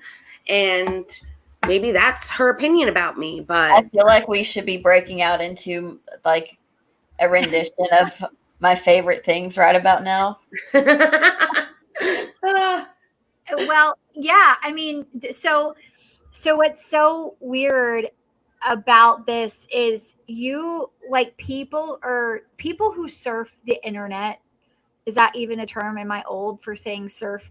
People who like dig around on socials and find people that they want to start fights with or say Oh things my like that. God, yes. Like that's toxic. That's toxic. Knock it off.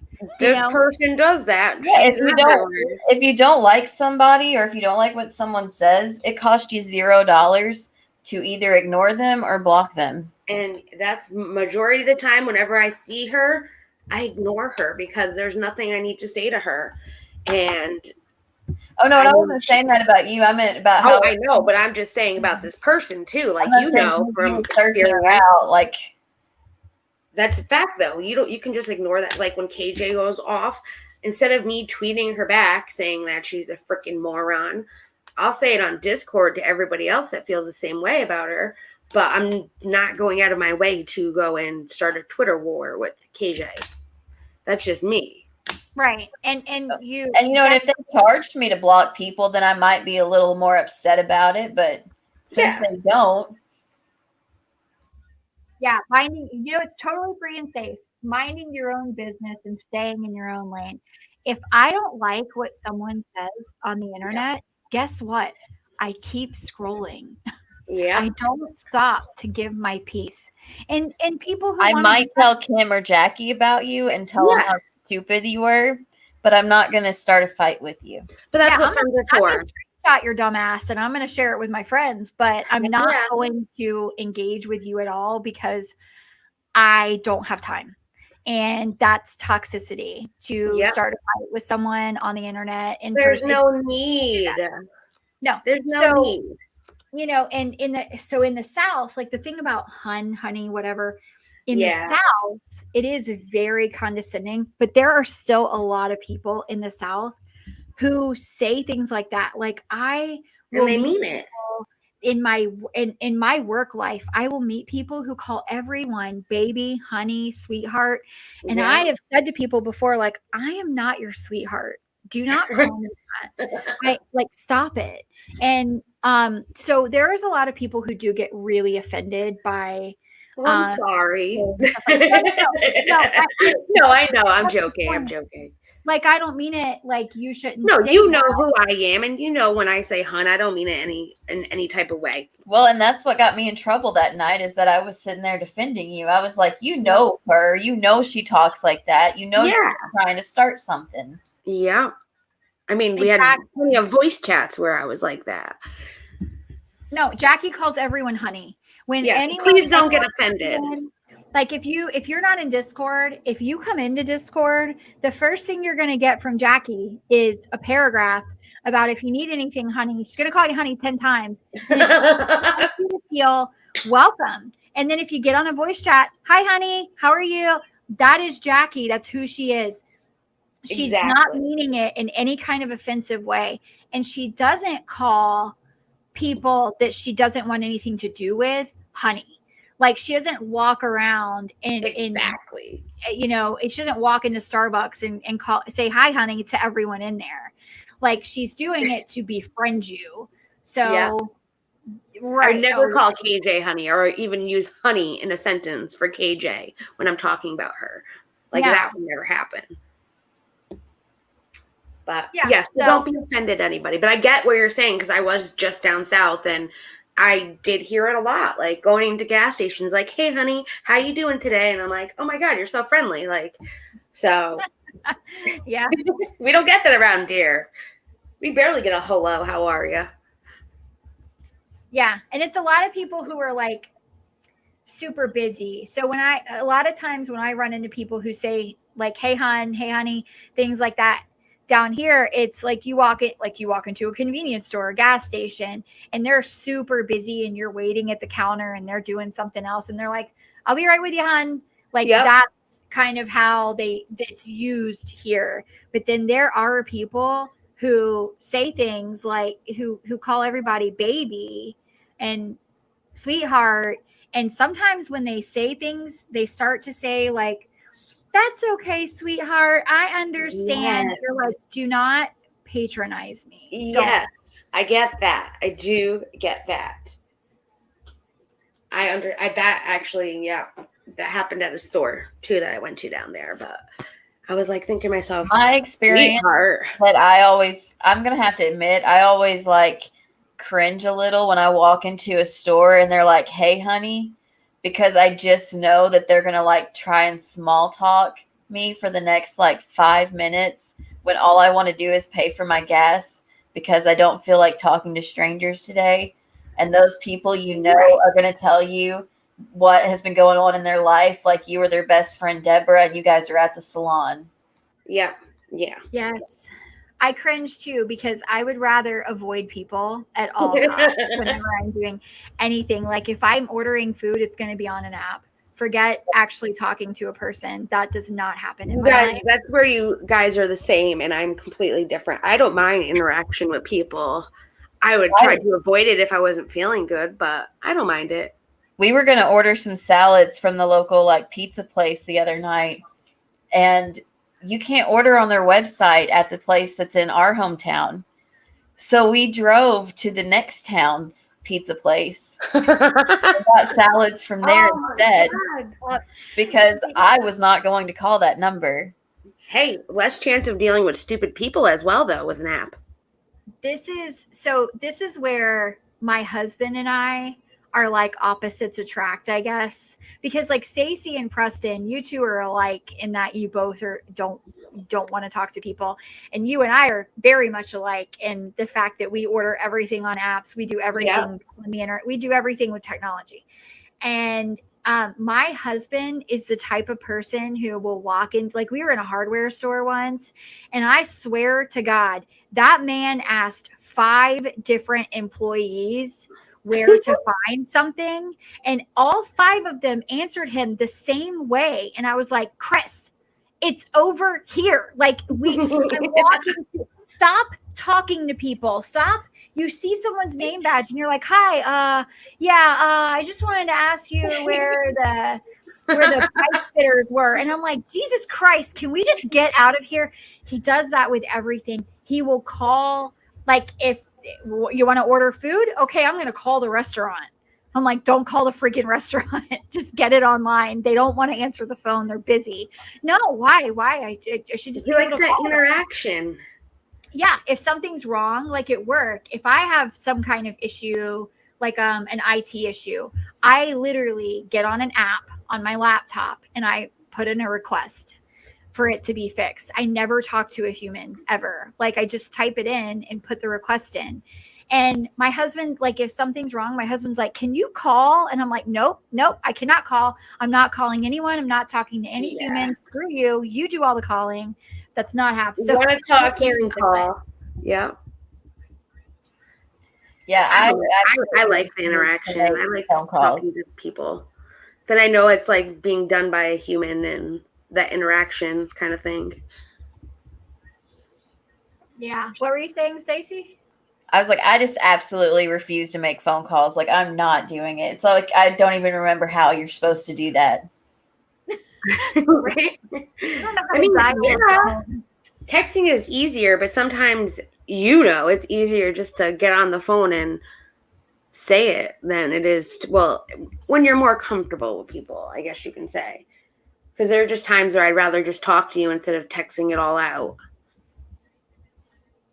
No, like there's times that I want to talk to you guys because like what I'm going to have to say would take me like entirely too long to write. And I know that Kim does the same thing I do, and you only get so many lines before I skip over it. I'm sorry to everyone. Yep. I'm like that meme where it's like, haha, I'm not reading that, but I'm sorry that happened. Or way to go, whichever one fits. Yeah, exactly. I'm the same way. Like I skim the first couple of sentences and then I like might pick up a word or two in the middle and then I'll read like the last line. And if I can deduce what the hell is going on from that, that's where we're sticking with it. Cause I have things to do, people to see, Riverboat Casino to get out. Like I gotta go. So I don't have time to read, novels from people. So yes, Stacey and I are We are liking that. And I don't like Very to much. type novels either. So I I prefer know. to get on a phone if that's the case, but only with you guys, not with people I don't know. I don't like to talk to people I don't know. I don't blame you there, though. Sometimes I try to avoid it at all costs. It depends on my mood, how I'm feeling that day. But Yeah. I mean, we love all of our YouTube friends. We like to talk to all of you. yeah, exactly. I can talk for hours on voice chat all night long and not want to go to bed. Like, I have so much fun. Well, and I don't even read that way. I also write that way. Anyone that is on our Discord can tell you that I write very short responses. And you can write me a book and you'll still get a short response. I am very to the point. I don't like to keep typing. I'm that lazy, especially if I'm using my phone and having to use my touch screen. I don't blame you there either. I don't. That's why the computer is so much easier for me. I barely go on Discord on my phone nowadays. I learned that in North Carolina. Plus, I didn't have service in many areas, which stunk. But I was like, Discord on my phone? I forgot how to use that. And usually every response you get from me is just like a one-line sarcastic remark. Yep. No matter how serious the topic, that's what you're getting. Exactly. So I'm going to put up our drink of the night. Today's rant drink of choice. So this I'm totally making when I have the chance. It's called Strawberry Peach Vodka Collins Popsicles. Pretty much it's strawberry puree. You could buy that or you can make it. The directions to make it are on there. And then you make it. Drop the comment at the bottom is covering up the... Oh, the hot... Okay, there we go. And then you would have to make a peach syrup. I do know that you can buy the peach syrup, but it's easy. It's just cutting up some peaches and throw it in some boiling water with sugar, and then you let it boil for 5 minutes, and you got syrup. But you put the strawberry puree into the popsicle cups. You can use disposable ones. You can use regular cups. The pitcher, they're using the Cordell glasses, which are longer shot glasses. Then you put in the peach syrup with some tonic water and vodka. You can, substitute the tonic water less or the vodka more. Pour the peach in with the vodka mixture over the strawberry combined. You freeze it for 2 hours. Then you put the popsicle sticks in, and you can freeze it for 3 more or overnight, and boom. So it's good for those hot summer nights that are going to be coming up very soon. Very soon. And for the people that don't drink alcohol, they do have one where you replace the peach syrup with a basil, apparently. This website, they had this. And it's called Strawberry Basil Popsicles. And you make a basil syrup instead of a peach syrup. I don't know how good that's going to be, but... That actually sounds delicious. I might actually try the strawberry basil. All right. Well, I'll definitely put that link too for the website. So that way it's in the description. Everyone has it, because it's a good website for kids or people that with kids. They do have the both for the adults and the kids. So Endless Summer is actually there. I think the basil would be good too. But I don't understand why you couldn't just make the peach strawberry. You could, and that's what I thought too. Yeah, I think they both sound delicious, and you guys know. Just don't put any alcohol in it, right? Yep, Yeah. Just use the tonic water instead. Yep. Yeah. I did, and I do want to say I did make Island Crush, not cocktails, but shots for the bachelor party. And I didn't use vodka. I used the Pirates rum, Patron Pirates rum, if you've never heard of it. It's so good. It goes down smooth. It's the only rum Patron makes. Not sponsored, I wish. And I got the water. I got coconut water and mango, and they didn't have the lemonade, so I bought a lemonade, and I just mixed the shots and made the Island Crush shots, my version. And I'll tell you, we got pretty dang wasted the bachelor party off of those, and they were darn good. So if you didn't make those last week, those are good to have. This will definitely be on Twitter tonight, and I will definitely be putting it on the Discord for everybody. And I'll pin it so that way when summer does come and it's hot, you could be making these. Sounds good. That actually sounds like my favorite of all the ones that you've had for us on our middle finger of the week rants. Yes, me too. I was like, I love popsicles and I love strawberry. Peach and strawberry I've never really had together, but it sounds pretty darn good. So definitely going to try that out. I wish I could share my mojito recipe, but like there's no actual recipe to it. There's just So just make one up. Make it up. Give me the recipe and I'll write it up for you. And like it's just ingredients because I'm like, yeah, pour it until it looks like this. Yeah. Hey, looks like it the right works. shade of green. It works, and I will write it up for you. Just give me the ingredients and everything, and I will make a Stacy mojito over here. So my daughter's doing this like I think it's called I can't remember. It's some kind of writing in school, and they're practicing some different type of writing, and they sent home like this big recipe card and asked that we put our favorite recipe on it, and then they're gonna have to like write about the recipe and how to make it in a story structure. And I'm like, God, I wonder how many parents really want to put their pot brownie recipes on these cards. My God. That would be great. I can't do any fun recipes. I have to be like mac and cheese here. Oh my God, that's great.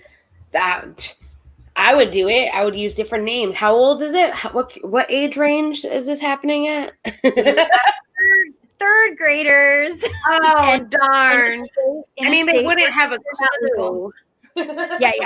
No, not in a state where people would appreciate it. Yes. In a state where it's illegal and people would probably call CPS on you. Well, that's what I was actually one of the things we talked about before the show when we were talking about doctors not prescribing marijuana for people in some states like they do in others. Yep. And I was telling her down where we live, to a lot of doctors, it's bad. That's a drug, which makes it a sin. Yeah. So they're definitely not going to mention that to you. Well, those doctors will hopefully be getting too old to work and more younger ones will be coming in. Like, I have my ways and I know it can help. And I just hope that one day this world can see that it's not that bad. It's one of the least addictive drugs, even to alcohol. Like all the stuff you've been hearing as kids have been medically proven that it's not true. All these weird things that you've heard as a kid, what marijuana can do to you. So some people, you just want to shake them. And that's where I'm at with the medical marijuana. Can it be a dessert recipe though, Kim? Yeah, I want that recipe. Huh? What? Your brownie recipe, girl. No, I was asking, like, can it be a dessert recipe that you turn in for your daughter? Oh yeah, it can be any recipe that you want. I have a recipe for butterbeer cookies if you want me to share it with you in Discord. Ooh, that might be a good one. Yes. They're a huge hit at every party. Oh, yes. Share me. That sounds delicious. I've got a few different ones, but most of the baking is not done by me in the house, even though I love to bake. And I'm actually pretty good at it. And I know how to decorate cakes like professionally because my mom owned a catering business when I was young. So I learned how to like make wedding cakes and stuff like that. But I love to bake. I love to do stuff like that, but I don't because I'm not home a lot. And because if I bake it, I will eat it. So I don't blame you there. Yeah. So, and I try to not do that. But my nanny is like, she's a little grandma baker. She bakes everything. So there's constantly stuff in my house anyway. So yeah, but I want that butterbeer cookie recipe. And I bet you. Give it to Nanny. She'll make it too. Yeah. Nanny June would definitely make that. So.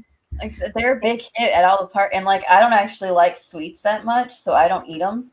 Well, you're putting beer in the cookies, so maybe we can use that as like a drink dessert for the night.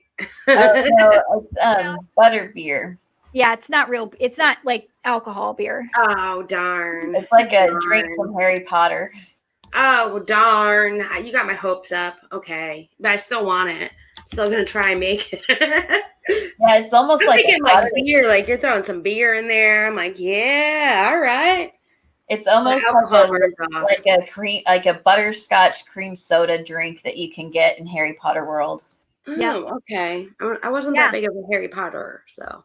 Well, when you go to Universal Studios, I've read the first book, okay, and I saw a couple of the first movies. I had to read the first book for middle school. They made us. I was one of those that was like at every midnight release for a new book and for a new movie. Like I loved Harry Potter. I don't blame you. It's very good, and I just couldn't get into it. I was more of a Twilight girl. I hate to say it. That's why my cat's name is Bella, but I didn't name her that. But she's named after Twilight. I like Twilight too. I like to read. So any book you put in my hands, I'm gonna read it. So I loved reading like the Divergent series. I loved the Hunger Games. I loved Harry Potter. I've read almost every young adult, like supernaturally post-apocalyptic type series out there. Like I love reading that kind of junk and just forgetting about what's going on. See, I wish I could get into reading, but with my ADHD and I'm a visual learner, so once the first Twilight movie came out, I was able to visualize the characters, so it was easier for me to read the books through. And Harry Potter, that came out when I was learning how to deal with my ADHD, so I didn't do very well with that at the time. So that's why I didn't get into Harry Potter, but I'm not a big reader personally. I'm not good with, even though I'm good with the arts and crafts and I can do anything that way and my mind works in mysterious ways, I can't do that with imaginary reading and things like that. But some people are better at it and some aren't. I did read all the Babysitter Club books though as a kid. Oh, those were good. I think reading is like you like you said, you either love it or hate it. And it's something that like some people, like I could not sit down and do arts and crafts all day. I could not do it. I would be miserable. I would be awful at it. And I would be very, very mad that we were doing it. I'm telling you, diamond painting's for you, girl. It's easy. It's easy and it's relaxing. You can't. I don't want to spend more than like 2 minutes on a craft. And then I'm like, how come this isn't done and looking good yet? Exactly. And if I mess up on it, I'm like, this is stupid. I followed the directions exactly and it didn't turn out right. And I don't understand. The directions were crappy. They didn't even have them in the order that they should have. They should have said this part first anyways. Right. Yep. And well, yes, but I read directions the way that I read long diatribes as well, like the first couple sentences and the final product. And I'm like, I got it. I can do this on my own. And then I totally screw it up in the middle. And then after it doesn't turn out like it should, I'm like, where the hell did I lay those directions? Exactly. Hey, please, life. I know. See, and that for me, it's like, well, I don't really understand this direction, so I'm just going to do it this way because it should work. And my imaginary skills when it comes to arts and crafts is crazy. That is a gift, I guess you could say. That's one thing I'm good at is I love making things. Why I like baking and creating cakes and all of that, but more of the artsy, craftsy, hands-on. But you give me a book to read and I will, like, you won't hear from me for a few hours. I will sit there and read a book in a few hours. Same. I actually downloaded, my husband got really mad at me because I ordered 15 books on Amazon the other day and they were all coming in like one at a time. And I download a lot of them on the Kindle. So I just read them electronically on my phone or on my Kindle or on a tablet. But then I sometimes I actually like actual books in my hand and I will read those too. And I will fill a house with books. Like I dream of a house with a giant library with like bookshelves floor to ceiling. Do you know why I wanted to be Belle as a child? Because she was a reader and she had that awesome library at the castle. Yes. I want that. Like when I say a room full of books, that's what I imagine in my head to this day, even though I know that will never happen. Oh, I love you too. I'm telling you, that's how I feel. I feel the same way. Like I want that ladder on wheels that you slide across the wall and you have Yes. to get that high up to get books. I want that in my life. And my husband is not a reader at all. So, he just indulges me and he does whatever. He buys me all these books and he bought me a couple of series of books that were really good. I just got this book. I downloaded it onto my Kindle and it's called Then She Was Gone. And let me tell you, I read that book in one day. One day it took me to read a 400-page book because it was so good. I'm with you too. When Preston and I we first got married, we lived 45 minutes from the nearest bookstore. And that's what he would do for our date nights is he would drive me to the bookstore and let me pick out books to last me for the week, even though they'd only last me the rest of the weekend, because I will seriously read a book if it's good, as soon as I start, I don't stop until I'm finished. Hey, there you go. It's like a movie. And that's how you know it's going to be a good book. And Shermar, I'm the same way. I have like 3 or 4 different books that I'm reading at the same. I'll read a few chapters of one and then I'll start another one because I'm excited about it. And then I'll have one going on my Kindle. I do read several books at the same time. And it's funny that Preston did that because my husband still does that. We'll go on a date and we'll go to Barnes and Noble or Books a Million, and he just sits at the coffee shop and he'll be like, go ahead, go wander around, I'll see you later, and he plays on his phone or whatever it is that he does. But I will get lost in a bookstore. I'll be in there for 4 hours and watch out for the credit card on my way out because I usually find a good thing. I wish more kids read books nowadays. I don't think kids read enough books nowadays. I'll say that.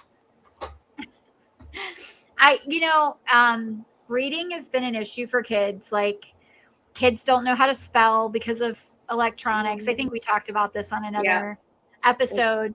A lot of kids do not like to read, but it is very important that they learn to read. They don't have to love to read.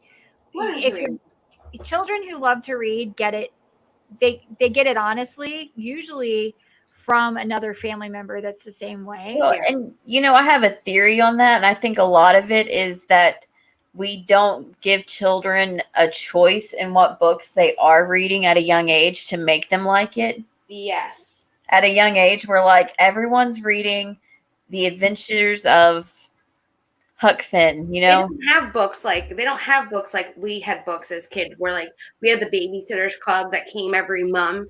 I don't think they have book series like that for kids. Well, I'm just talking about in school when they would make a class read a book and it'll be as little kids, Where the Red Fern Grows was a book that they made us read as little kids. I read that, yes. It was boring and sad, and it doesn't even I can't remember what it's about. As an 8-year-old reading it, even back when I was 8 years old, it's yeah, well, why don't you just go inside and watch TV? Why is it so important for you to run to the store and find a dog? Yeah.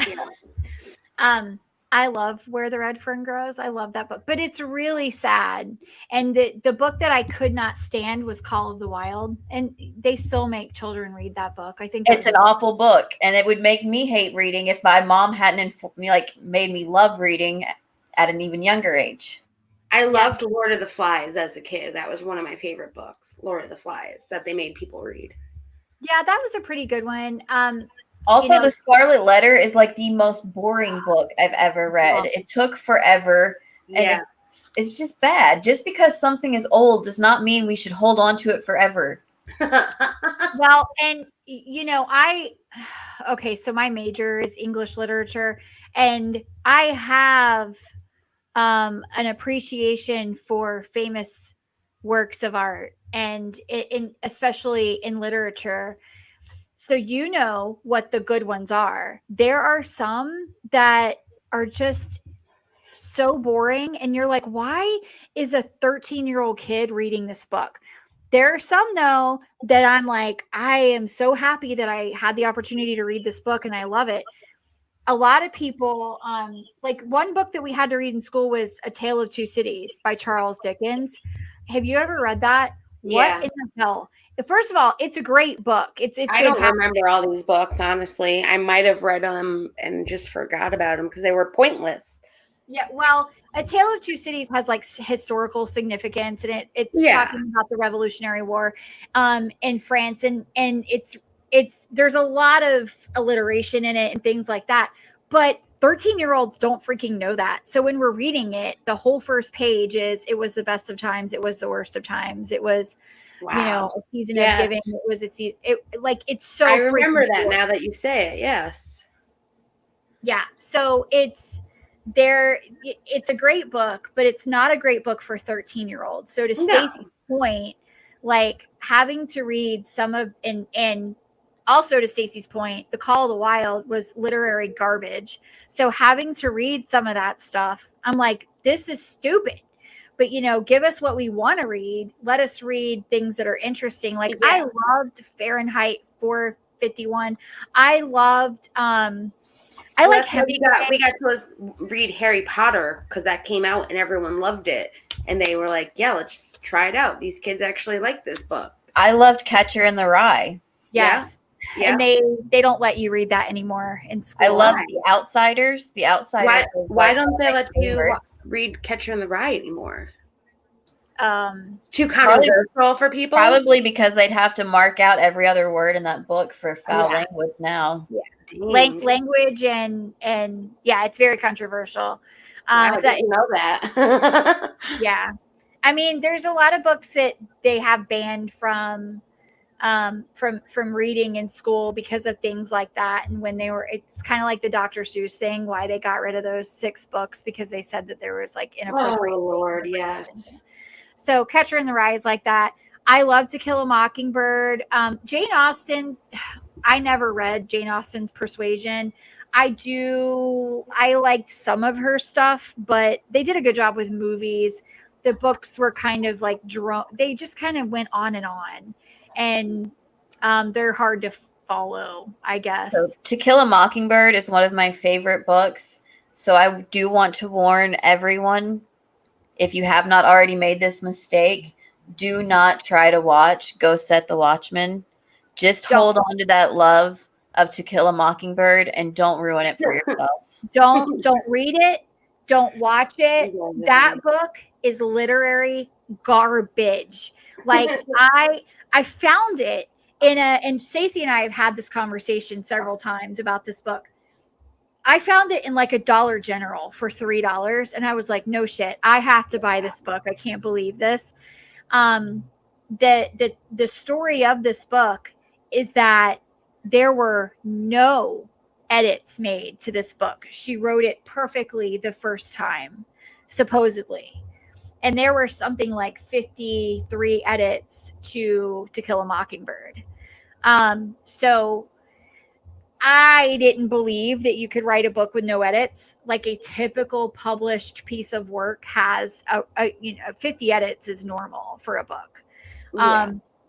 So there were no edits to this book, and everyone was like, "Oh my gosh, it's wonderful! It's we have another piece of work from this famous author who wrote To Kill a Mockingbird, and it's going to be wonderful."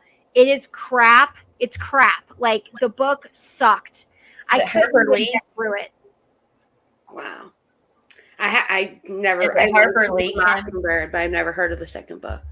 Yeah, it's Harper Lee. I'll have to remember not to read that. Yeah. No. Well, and I guess like technically that was like supposed to be the first book, and then the second book was supposed to go back in time, right? Yeah, it was like a prequel to Kill a Mockingbird, but she wrote it after. Yes. I guess. Like it's really weird and it's really bad.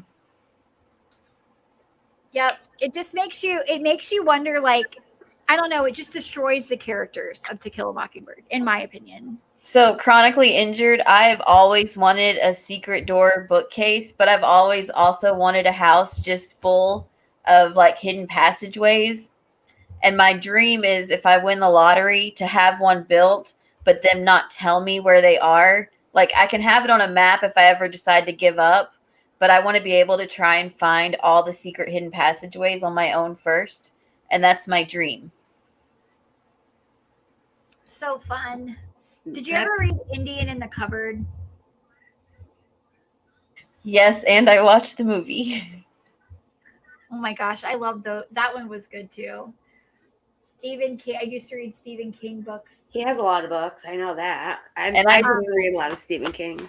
I did love The Secret Garden. Like anything that came out that was The Secret Garden when I was a kid, I was like, I'll read that. I'll watch that. Oh, here's another adaptation. I'll watch that one too. Like I loved The Secret Garden. Yeah, it was really good. I loved it too. And like Stephen King, so I don't know, his books are kind of intense, but when I was a teenager, The Green Mile was being released.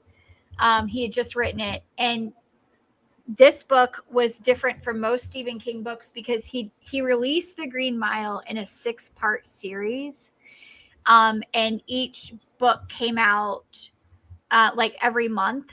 And I remember like begging my mom to take me to Barnes and Noble so that I could get the next book in the series because it was so good. And you couldn't, for that book to be released in 6 books, I could go through each release in a day.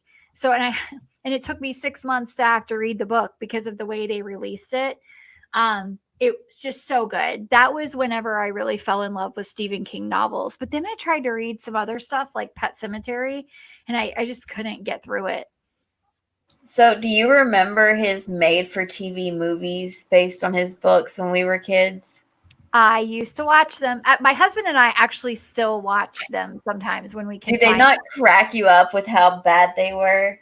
Bad. Like the worst acting ever. Like Starship Trooper bad acting. What's that one where like the little Pac-Man looking things are like eating everything because they are back in time or something and they're trying to run from them? I don't remember that one. Oh gosh, it's so bad. Yeah, it was. Stephen King books were never meant to be movies. I'm just going to put that out there. I know that some of them are really famous movies, but some of them were just really stupid. And especially, they just didn't translate from the page to the screen. And I didn't think they were any good, especially those made for TV ones. Like the short story ones were just hideous. I'm like, Stephen King wrote this. This is crap.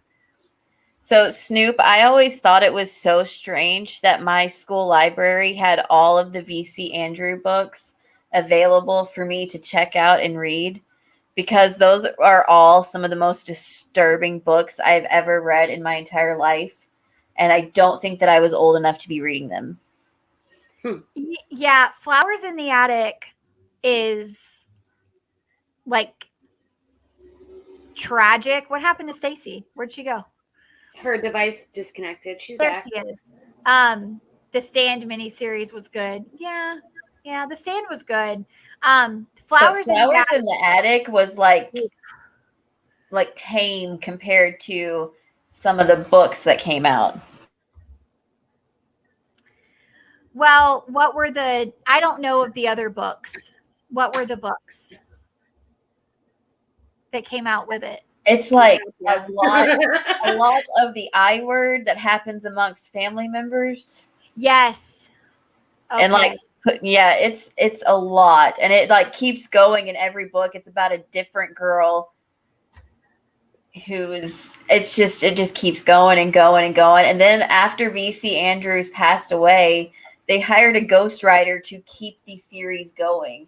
And these were in our library. And you could read about how the girl was pregnant, but she was really pregnant with like her uncle's baby, but she didn't know that was her uncle.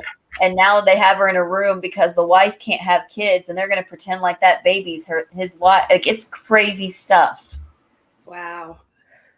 There are 4 of them on Lifetime. Ruby was just on. Wow. Crazy. And here, like, 8th grade me is like thinking I'm getting one over because I'm reading this very much in my mind. There you go.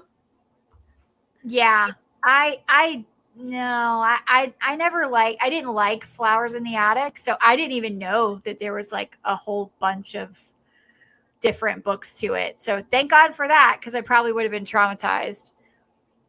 Seeds of Yesterday. Ooh.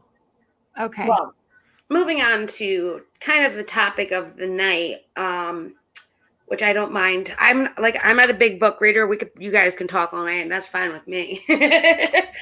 But the topic of the night kind of has to deal with Gabby Hanna and this KJ Twitter battle. And why is KJ tweeting so much with her kid in the hospital? And why is she getting involved in other people's business? It's quite annoying, to be honest. And she thinks she's like a medical professional. She'll probably go on and on about books with you guys and think she knows every book known to man. I mean, that's KJ for you.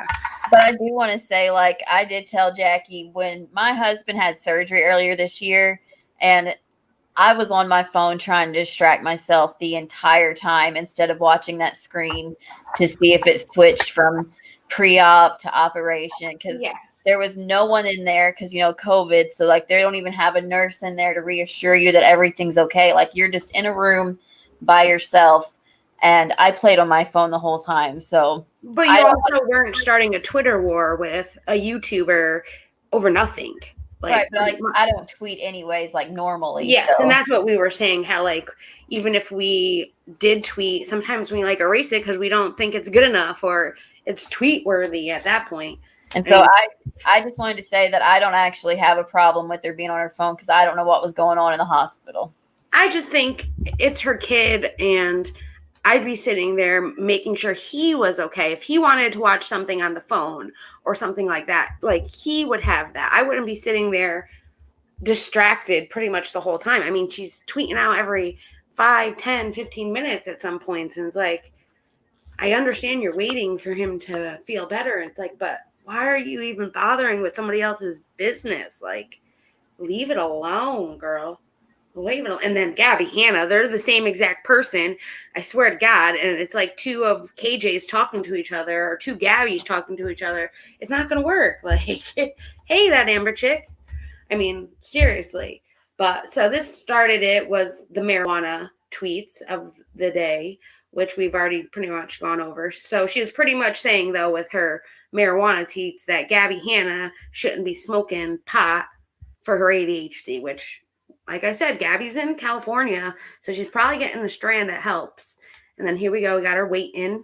She's tweeting pictures. She's waiting in the hospital. Like, must be that bored. How about Gabby Hanna respects Trisha's boundaries and leave them alone? This fight is ridiculous. They're both in their 30s, and there are way more important things to worry about. Okay, and you're in your 40s, and yes, there are way more important things that you should be worried about, like your son in the hospital. Like, she contradicts herself. I'm sorry. That's just me with KJ. I mean, why is she even getting involved? Because she likes Trisha. We know this. She wishes Trisha was her best friend. Doesn't she like Trisha when it benefits her liking Trisha, and then goes back and like throws shade her way when it doesn't? Oh, yeah. I've seen those Discord messages, KJ, where you talk shit about Trisha. I got those screenshots in my history. Talking about her Trisha butt. said something nice to her one time. Or no, Trisha said something semi not terrible about her on the podcast with Ethan, the friend podcast one time, and she was like, Trisha's my best friend. We've known each other forever. She's so great to me.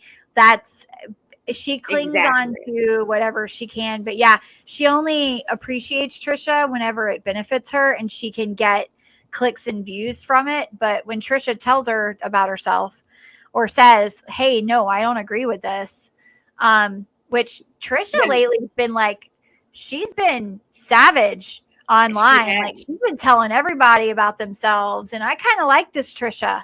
I think she's in a happy spot. She's happy with who she's with, and she is being her most authentic self now than I think she was previous. And in my opinion, they were actually kind of poking fun at her because they were like, yeah, she's really thorough with her research. And they weren't saying it like impressed kind of way from the tone that I heard. No, you're right. Like they weren't being mean. They weren't putting a trash can next to them like Nick Snyder, which was hilarious, by the way. But they were just going back and forth. Yeah, they were saying like, this doesn't really make a whole lot of sense. And she took that as a compliment because KJ has mental issues. Oh, speaking of the devil, she just freaking tweeted that. Like, I swear, you say her name and bam, she appears. Wow, she must be home. She took a picture with the dogs laying down on beds. So KJ's home, everybody. 10:42 Eastern Standard Time. KJ's home. I took like a whole week off from KJ, and I'm not ready to go back. Like, I don't blame you. That this is okay. Now we have. First off, what are the first one? Gabby Hanna decides that she's going to say they're all the same, laugh out loud, and share the screenshot of the conversation that Without a Crystal Ball had with herself on Gabby Hanna's, whatever, DMs, where she tries to be Gabby's best friend because that's what KJ does. It's like, let me be your best friend. And I never liked that Angelina old girl. For 2 years, we had issues. Like, I'm your friend.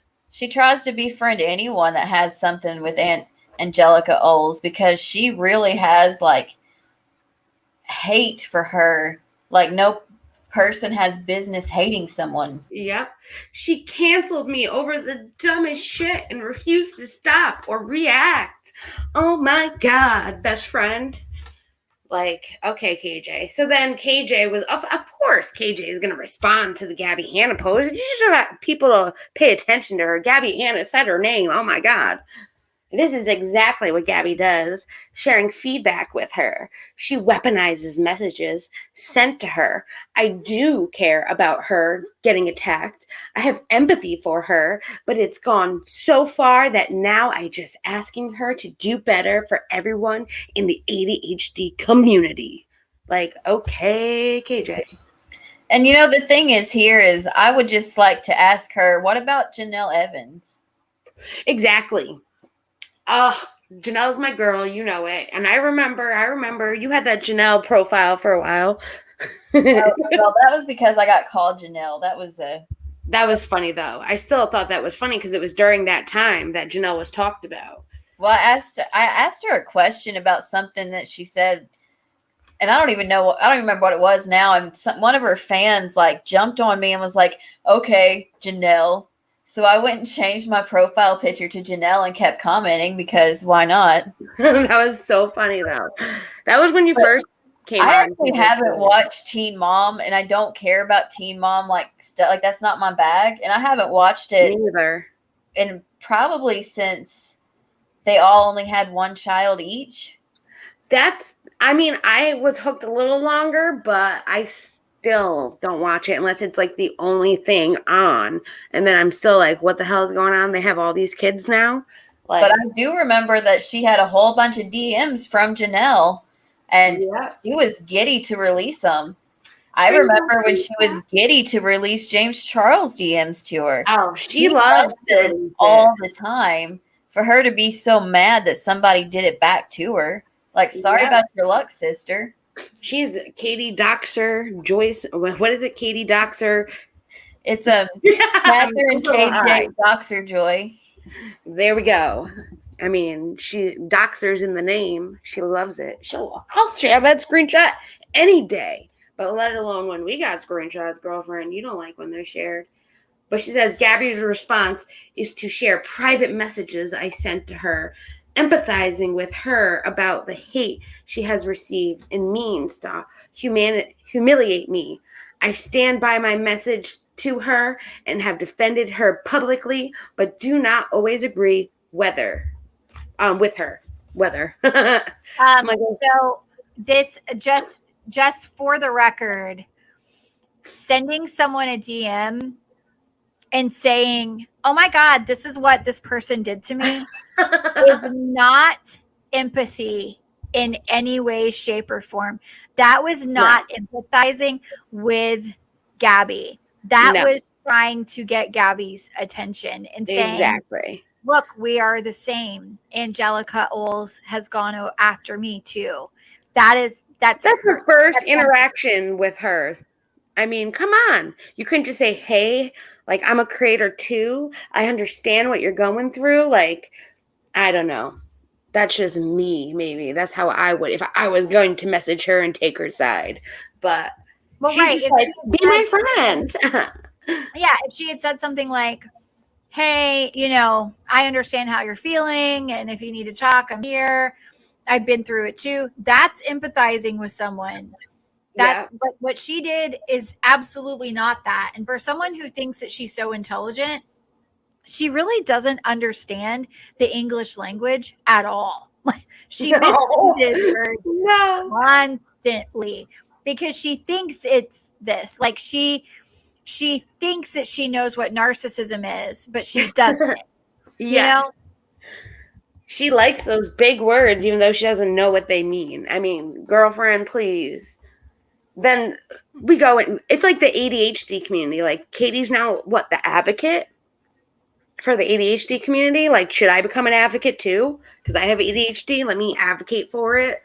ADHD affects people differently now because, the marijuana stuff, she was saying, marijuana does this to everybody now because someone said to her, people react differently to everything.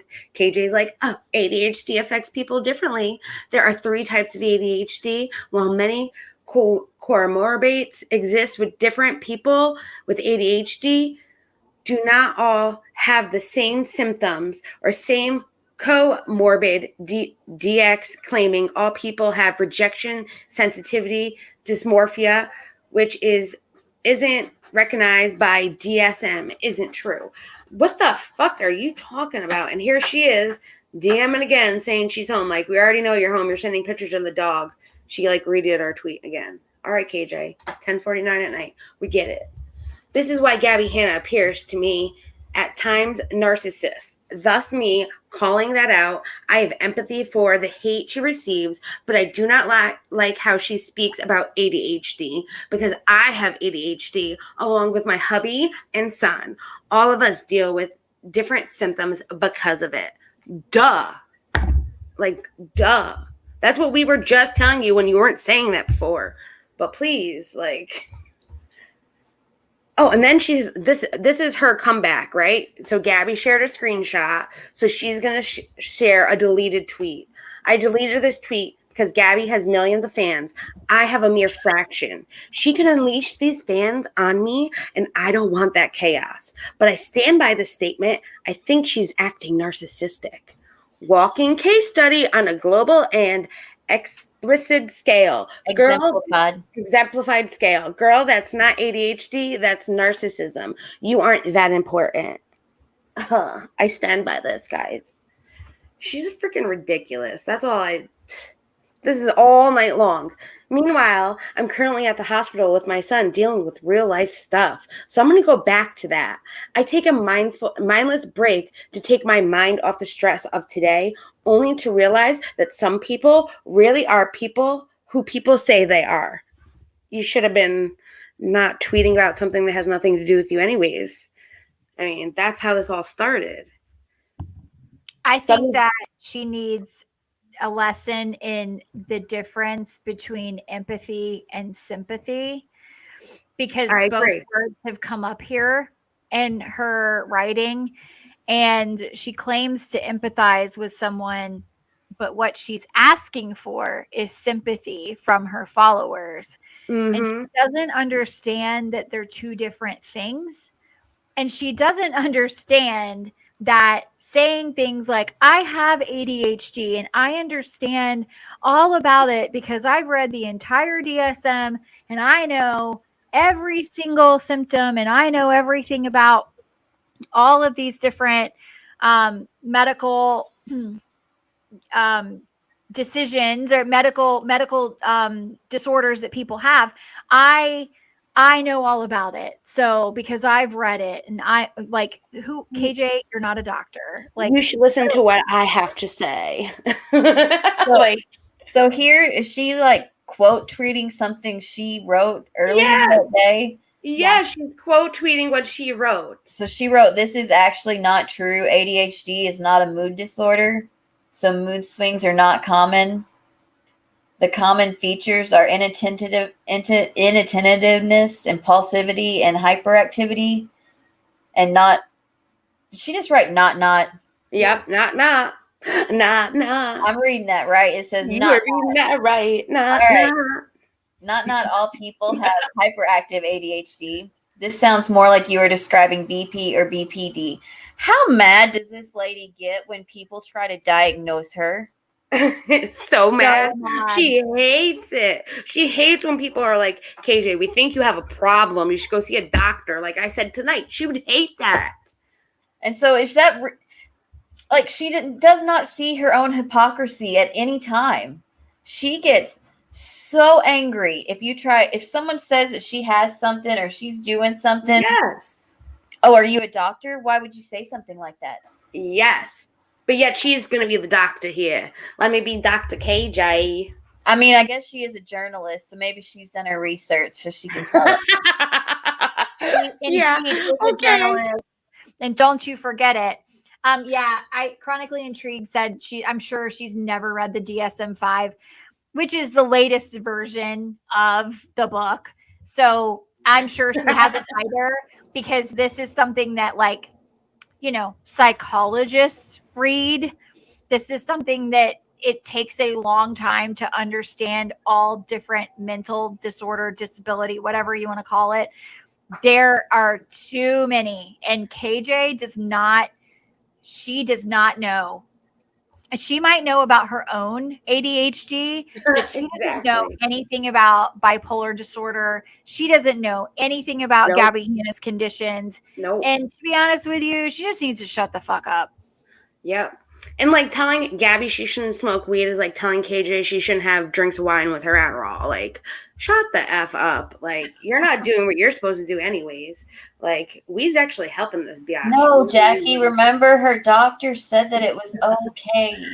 Well, if she did her research, she would find out that the brain does not use dopamines when you smoke, because you actually gain some dopamines depending on the strain of weed. So do your research, KJ.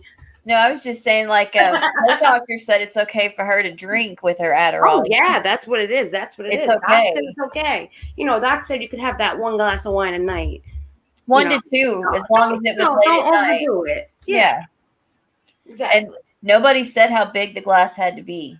Exactly. That's what she's going by. She's like, well, you know, he didn't say how big the glass had to be, so I might as well, you know, have this one. I mean, technically, this isn't 3 because I'm drinking Todd's that he didn't want.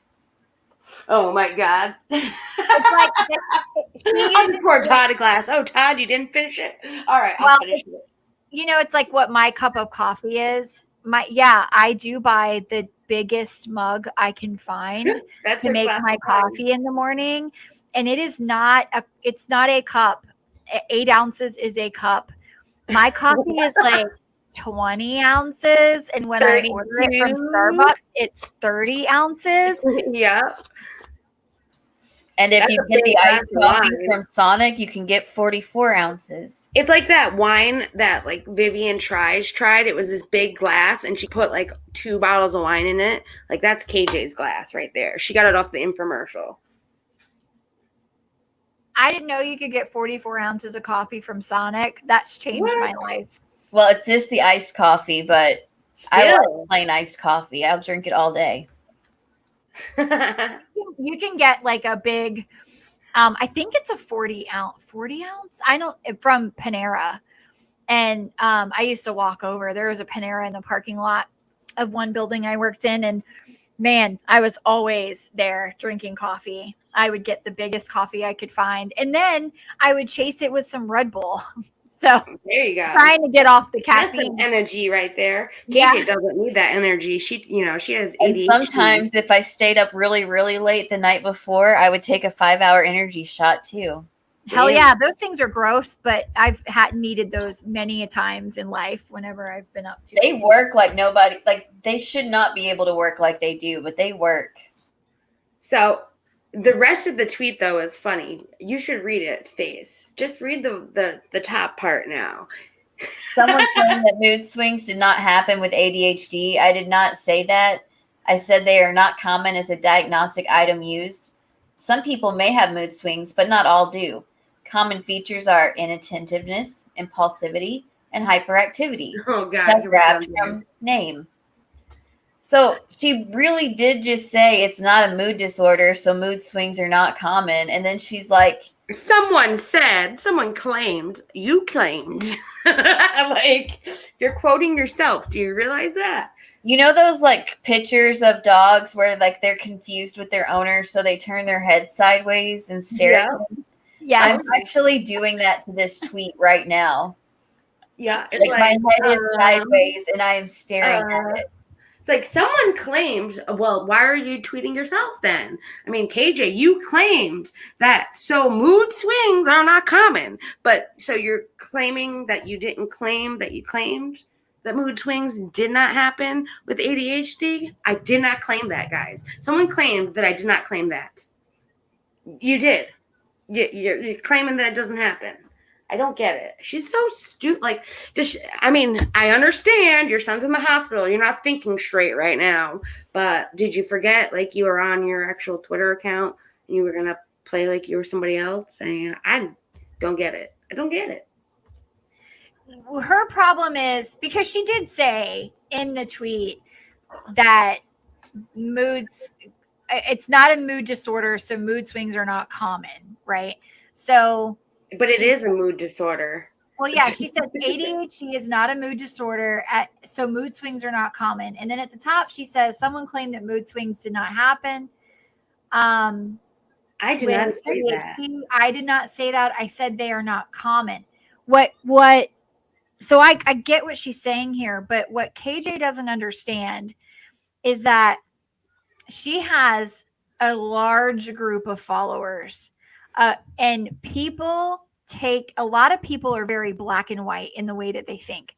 And Yes. A lot of people take things for face value. So Yes. when you say to someone, the sky is blue, but what you mean is the sky is baby blue, people are only going to hear that the sky is blue. And if they think that the sky is,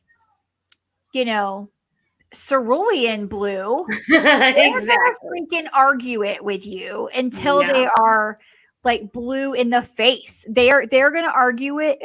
They will put you in your grave arguing. Because it. she claims to know this information as a fact. And when Well, you state it as a fact, right, that's what happens. but it's like when you say this is not a mood disorder, mood swings are not common, all they hear is this is not a mood disorder. Yes. So mood swings not being common, what people are hearing her say is mood swings don't happen with ADHD. And they're like, Yes, yeah, they do.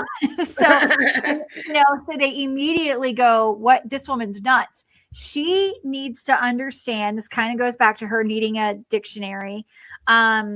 She needs to understand that her words matter. And that the way that she says things or writes things actually matter. So she can't state things as fact so often. And she needs to clarify whenever she is typing something.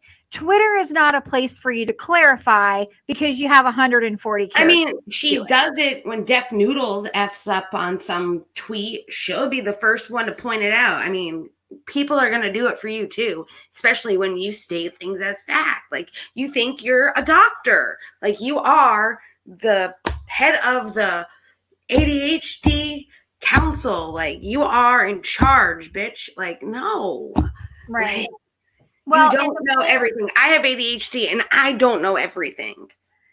If she wasn't so bothered by her critics, like if she just stated what she wanted to state and didn't care and just kept it moving like a lot of really famous people do, she wouldn't, none of this would be happening. But she's too bothered by what people say about her, and she needs to knock it off. And this is like, how many people are there on the planet? almost 7 billion. Is that Yeah. true? Is that the right number? It's something like It's that. like 7.67 billion people. Okay. Well, that means that there are 7.67 billion different interpretations of what ADHD actually is. Yeah. So, you know, what you think ADHD is not what anybody else thinks ADHD is. So quit trying to, again, get on Twitter and pontificate your holiness and your all-knowing, you know, brain, because no one gives a damn. Like Exactly. Well, and you know, I hate to say it, but people on the internet can tell when you're the type that is bothered by something like that. Like they're And coming for you. They exactly, because you always are bothered. You should, like you were saying, Kim, just like be like, I said it. Don't say anything when they complain. Like, I said what I said, and that's it. Like, move I the mean, F on. If you're I gonna say the wrong thing a lot, and I'll be the first one to admit it. I'm far from yes, we know she doesn't admit when she's wrong. The best person in the world, but I'll apologize if I ever offend somebody and I didn't mean to, or if I learned that I've been doing something wrong, I'll absolutely apologize for it. I don't mean to hurt anyone's feelings purposely. She means it though. But I just wouldn't, with KJ, it's not even the fact that she doesn't apologize. It's that she knows that she's going to say stuff that hurts people's feelings and chooses to do it anyways. Hey, AZ. Yep, that's KJ for you though. Yeah. It's just, she gets to me. She gets me a lot. Newsflash, you can have empathy for someone and not agree with them on other topics. It's called being a human. But the problem is, we know how you really feel and what you're really doing. I want, if her next video is a video on how to show empathy, I will fucking watch it and give her like 3 views. 3 views. I won't even thumbs down it. Like, I'm not going to thumbs up it either, but I won't even thumbs down it. If she will do a video doing some kind of class, offering people to show them how to show empathy, I am there. I want to see this. I love to see it just to see what's in her mind. I agree, because again, she does not understand what empathy is, and she gets it very confused with sympathy, and she also gets it confused with, hey, look at me. All 3 of those things are the same to her. Exactly. This one was great. So I was looking at Gabby's replies, and I had seen this video before KJ did, and it's, oh, look at Gabby Hanna botching about someone sharing screenshots of their conversation, only to do the same to me days later. Like, you got Gabby's attention. Oh yeah, now you're gonna show her wrong? Because someone in the comments of Gabby's posted this video, and KJ saw it and was like, I'm gonna retweet it. Let me get the video, because I have the video. It's so stupid. I mean, she's like, oh my God, Gabby sent my name, so let me retweet her. Like, here we go. Let me retweet her. No, it's just like, oh, wait. Let me add it to the stream. Why is it? I know what I'm doing. I promise. What are we watching? KJ? Gabby. Gabby. So KJ tweeted the video that someone in Gabby's replied to Gabby with this. KJ saw it and was like, oh my God, it's a great chance to show Gabby I saw this video. So also, she looked in the mirror and decided it was her. Like, this could be KJ speaking right now. Yep. Okay, how do I play this? I have to hide this. Oh, is she directing this at Oscar Wilde? Super fucking weird to me, though. Oscar Wilde did the video. So many people are so quick to share screenshots.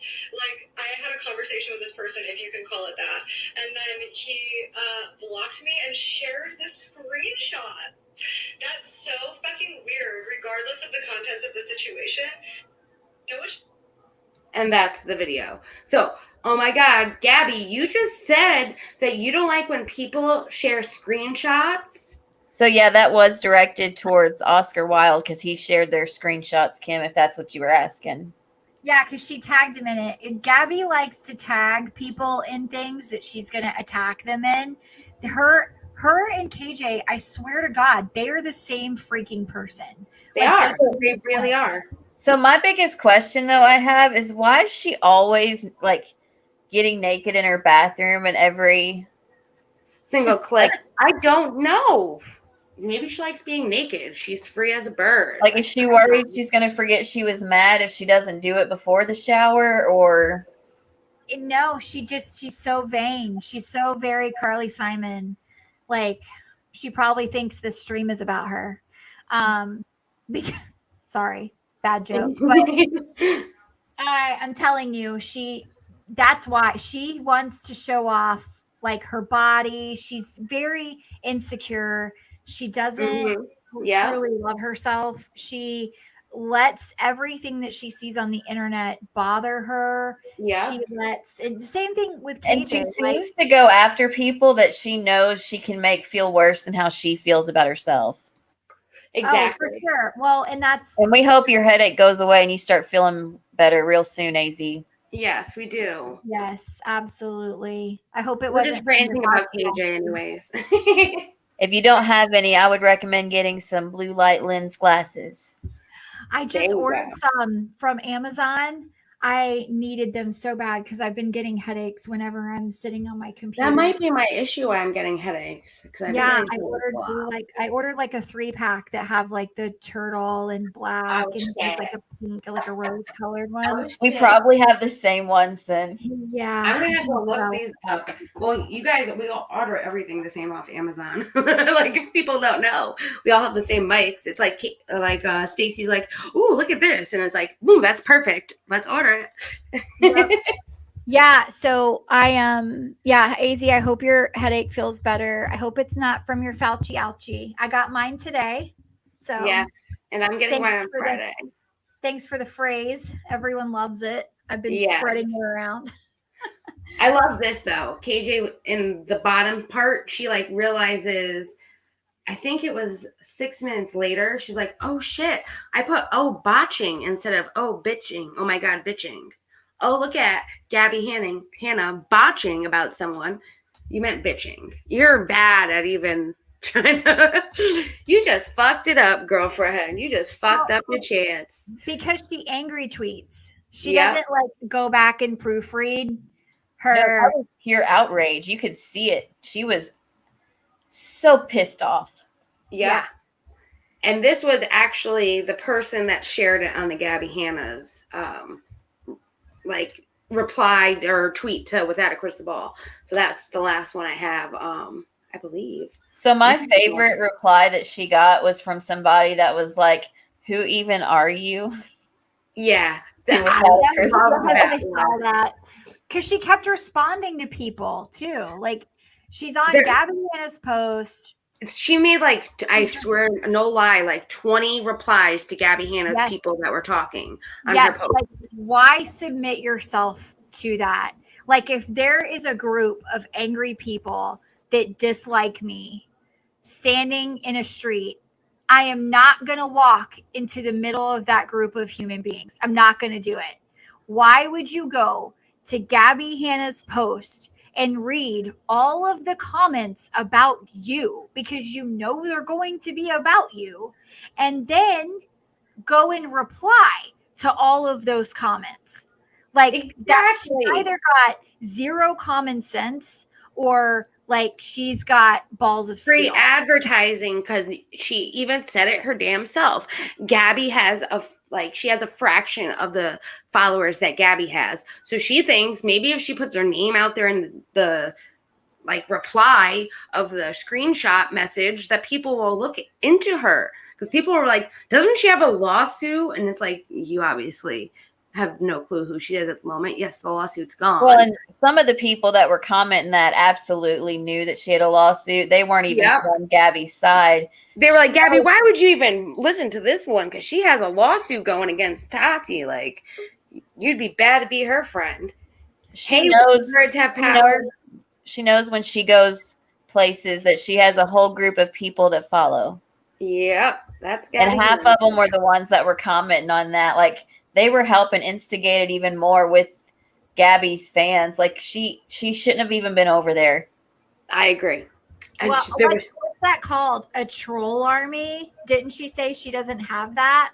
Oh yes, you know, she doesn't send people after people that that whole lady that the family that the kid was trying to give the baby up for adoption. She sent her people over to them, and they had like nobody. She does the same exact thing, and she's like begging, like she wants Gabby Hanna's followers to see who she is. So let me get my name out there. Like that's KJ. It's tactic.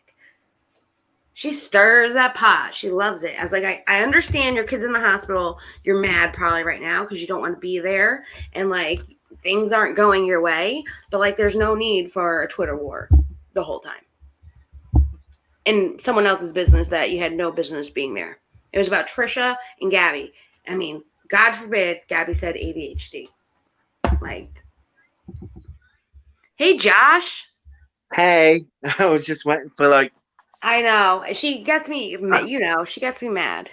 Oh, she gets me mad too. With the whole ADHD tweet that she did. Why are you mad about it? Well, it's just when she turns around and she says that it's not a mood disorder. This is the way I understand it. That is technically true. It's not a mood disorder. That's true. But the things that ADHD does affect, which was hypersensitivity? Hypersensitivity. Hold on, I can grab it up real quick.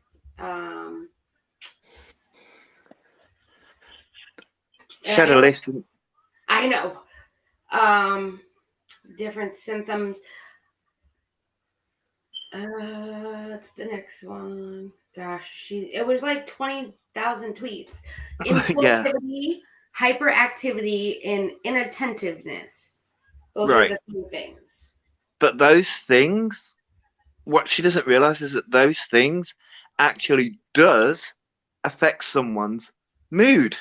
Exactly. That's things that affect mood. So people calling it a mood disorder aren't technically wrong. It's not classed as one. Yes. But the things that it does affect can affect your mood. Exactly. So I'm like, she shouldn't be stating things as facts anyways. Like you can say maybe it doesn't affect your mood, but yeah. And that's the thing. Oh. Everyone is different, and it's the same with things like autism, or everyone who has autism, it affects differently. Which she gets on that bandwagon very often as well, because her son has it. And it's like, there are some things that you just don't know everything about. Yes, you know a lot about it because he has it, you have it, I have it. I think I know a lot about it, but I don't. Like, yeah, exactly. I agree with words have power. She was clout chasing with that. She was trying to get, and she was trying to get Gabby to say something cool about her. When that didn't work, she went back to pretending like she was better than Gabby.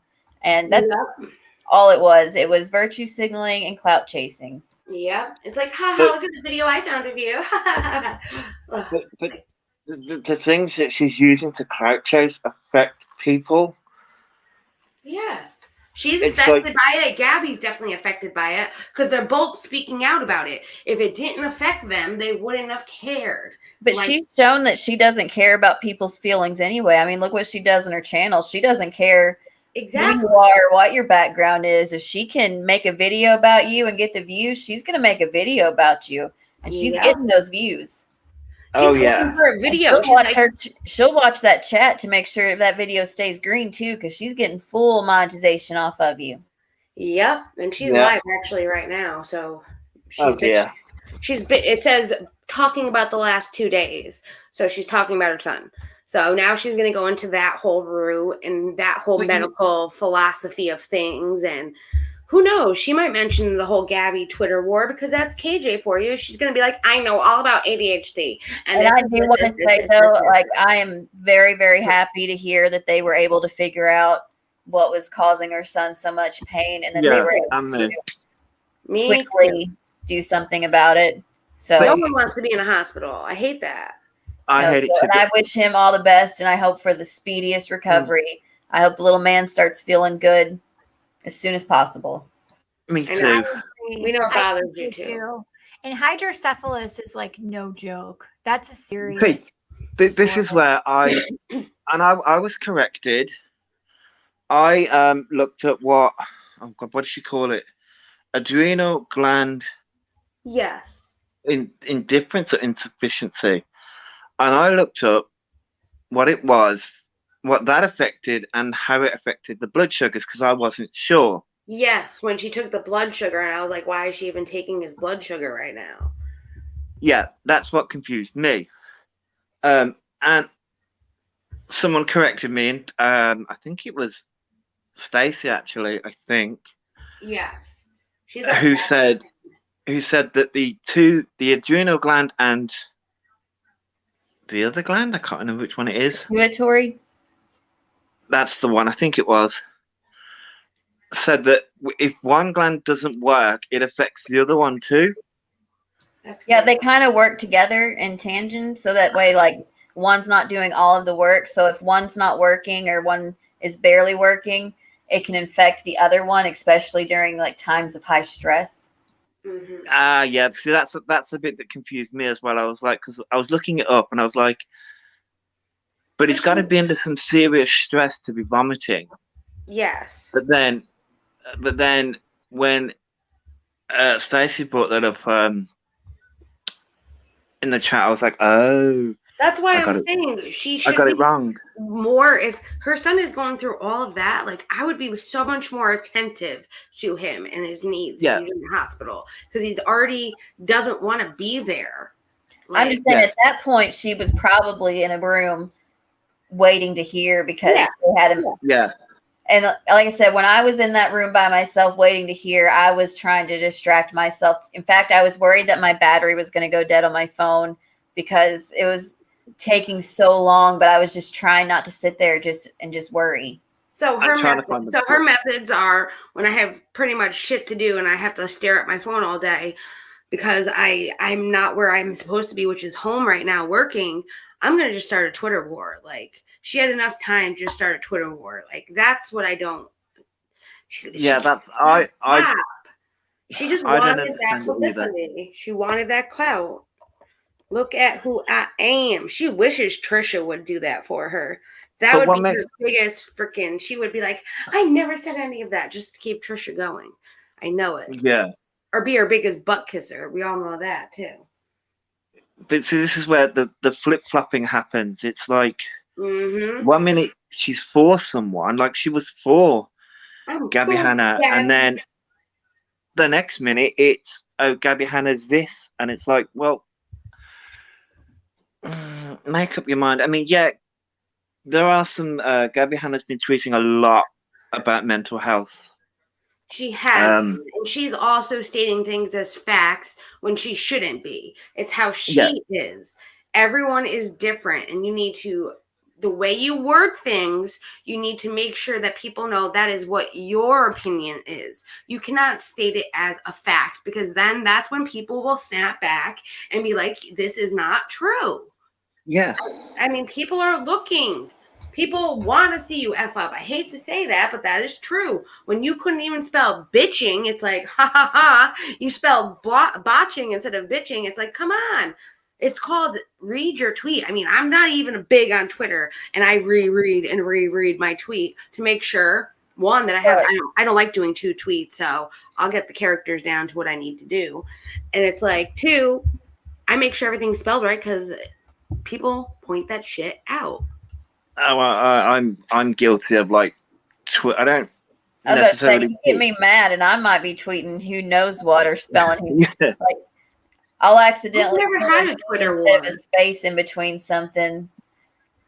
Well, I've never even had a Twitter war. even if it's just me like texting Preston, if he makes me hot enough and I'm texting him, I might send it before it even makes sense because I'm so angry. I'm just like, you listen here, you a-hole. Like, yeah, like, there's no telling what you'll get when I'm mad. And you're right. She could have had a book app on her phone and pulled it up, a kid's book, and read it to him. Or she could have read a book her damn self. I mean, shit. You want to get logical? Let's get logical. But they don't actually let you go back with him while they're prepping him for surgery until they're like, so like she wouldn't be with him to read him a book. Yeah, she can read her own book, though. She could be reading up on this research of hers. And I was playing on Reddit while my husband was having his hand operated on because, like I said, I was trying to distract myself and make the time go by. So I'm not going to judge somebody for being on their phone. No, you're not. Right. You're also, like I say, you also aren't going to start a Twitter war out of nowhere. You might say something because you're upset, but you're not going to start a whole Twitter war. Yeah, but okay. So listen, this is the problem. You know how some people just like, they're like, I'm bored. I need a scandal. Tana Mojo has said this before. Yes. You know, they're like, I just need a scandal. KJ does this on a smaller scale. So her distracting herself because her son is in the hospital, like she did whatever it is that she's doing. It doesn't matter. But the Twitter war, this is not unlike her. Like, we should not be surprised that this is what she's doing. She does it on purpose. She does it because I would say at least 65% of KJ's followers are hate watchers. Yeah. So she knows that too. So no publicity is bad. Yeah, no publicity is bad publicity. None whatsoever. That's a rule. And she follows that rule. Like, she believes in it wholly. So she will start fights with whomever she can get into a fight with. And she likes to pick fights with fiery people who are going to fight back to keep it going. She has picked fights with Nick Snyder. She has picked fights with Dustin Daly. She has picked fights. Keemstar. She picked fights with Keemstar, and you know Keemstar is gonna like just mop the floor with her. Crisco Art. Yes. Yeah. She's picked fights with Angelica. She's picked fights with Gabby. She's picked fights with Trisha. Like, this is what she does. But you know that whole Angelica Oles thing. You know what that's over? What?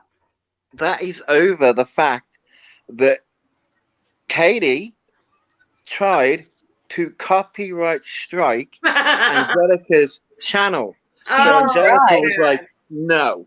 She didn't try. She did. Yeah, she did do it. So I'm like, and Angelica was offering to pay her for the part that had her thing in it. And Katie was like, no, I'm going to do it this way. So nobody got paid for it. They took the video down. Wow. And Angelica had to be really, really careful for like 90 days so that she didn't lose her channel. Yeah. I remember that now. Wow. And it's just like, so she turns around and says, Angelica Oles has been after me for 2 years. No, she hasn't. You were after her. You were after her. You were after her. It doesn't fit the narrative. What happened is that I guess about maybe around the time of the Shane Dawson, Sanders Kennedy, Angelica was doing a story on it, and she said, now, full disclosure, I have actually had interaction without a crystal ball before, and that's when she told everyone the story about how she struck her. And from that day on, she has been enemy number one for telling people what she had done. And it's scary how much she hates Angelica. It is. So, of course, if someone else is going to hate her, she's going to try to be your best friend. Guys, it's Angelica. Remember. How do you say it? Angelica? Anyways, guys, I'm a professional journalist. Hold on while my hand gets really close to the screen, because I'm going to block people who are saying things I don't like really quick and angry tweet while I'm on live. I hate that when she does that crap. Do I even have moderators in here? Why am I having to reach up and like block all of these people? Yeah. So hard when she does it too. Like you can see she's like pursing her lips together and you can see the anger in her face. And I just crack up every time. She has her brows get real close together and she's got like chewing on her lip, and you just know she's like, and her fingernails always go like center stage to the camera for about 2 seconds every time. You always like, it's so funny. It looks like steam, like fire is going to come out of her ears like a cartoon when she gets mad about that stuff. I love watching it. It's hilarious. And then all the time, just the other day, especially you'll see it in Waxy's video that Snoop posted the link for earlier. She was like, you guys aren't even, you're talking about something else and you aren't even listening to me. Oh my God. Yes. She gets so mad when people say things in the chat. It's so stupid. Her thing with Angelica is Angelica called her bluff. Angelica waited as long as she needed to wait. And then whenever it was time, because something else was happening, Angelica was like, hey, I have to report on this because this lawsuit's coming up. But before I report on it, I want to tell you all that this is my experience without a crystal ball. And for doing that, it was like reverse card on Angelica. Like Katie no longer had the power. And that's why she hates her, because Angelica put her, like really made her look like egg in the face to everyone. She did that. But good for her for doing it. She should have done it way sooner than she did. Yep. And I mean, that's what you get. She even admitted to messing up and not knowing that she's like, it didn't even occur to me and it's a silly mistake, but it didn't occur to her to source I almost called her Karen Joy. Katie Joy. Well, she is a Karen. She forgot to source her article that she had been reading off of for some video she had done. And like I said, that's silly. You should know that you always have to cite your sources. But it wasn't done like maliciously. And I'm sure that she wasn't big enough that she was just getting a whole lot of views off whatever it was either back then. Yeah. No, I don't think it was. Well, she even offered to pay for it. It's like, here, I'm sorry, I'll pay you for that money. And Katie wouldn't have it. Wow. Well, that's Katie for you. She's going to stand her ground. She's going to prove a point. And if she had just put like a claim on it, she could have gone in and like edited out the part where she used her story or anything like that. But she was like, nope, strike. Strike, you're out. You would be mean. Yeah. But she's been known to do that though. She tried to copy, was it True Sleeves video, she tried to copyright strike. But the thing that I don't understand is, right, Katie is all for women empowerment. Right? Yeah, that's a joke. And the thing that gets me is, and Gabby Hanna's exactly the same. Yeah. Because when I was watching the Gabby Hanna explode on Rachel Oates thing, I was like, but everyone else has made a video about your poetry book. Because they're not about empowering women. They're about empowering themselves. They're like, everyone look up and love me. And that's really all they care about. But the thing is, it's like they don't ever go after men. They don't ever go after men. And that's what annoys me, because I'm like, you can sit there and you're attacking other women, but it depends on what the man did that they'll go after. And the thing is like, as women, we judge ourselves compared to other women more than so it's almost like you care more about what women are saying about you as a woman. Yeah. Well, that's true. Buttons. Because we have to stand together. And as women, like, that's kind of how we feel. Like, if you're like, as a woman, if you're slighting another woman, like, that woman must have done something really wrong. Yeah, like she slept with your boyfriend on prom night or something. Yeah, right. Yeah. Because I don't want KJ to stand up for women empowerment for me. I don't need her to be a role model. Well, she's white knight, she stands up for everything that's going to get in the views. Like, she doesn't even do her research on the topic first. She's just, as soon as I don't really want to get into it, but there was a recent situation that happened where not all the facts were presented right away. Mm-hmm. And I mean, and then once we did see video, we were like, oh, well, that's not how it was portrayed.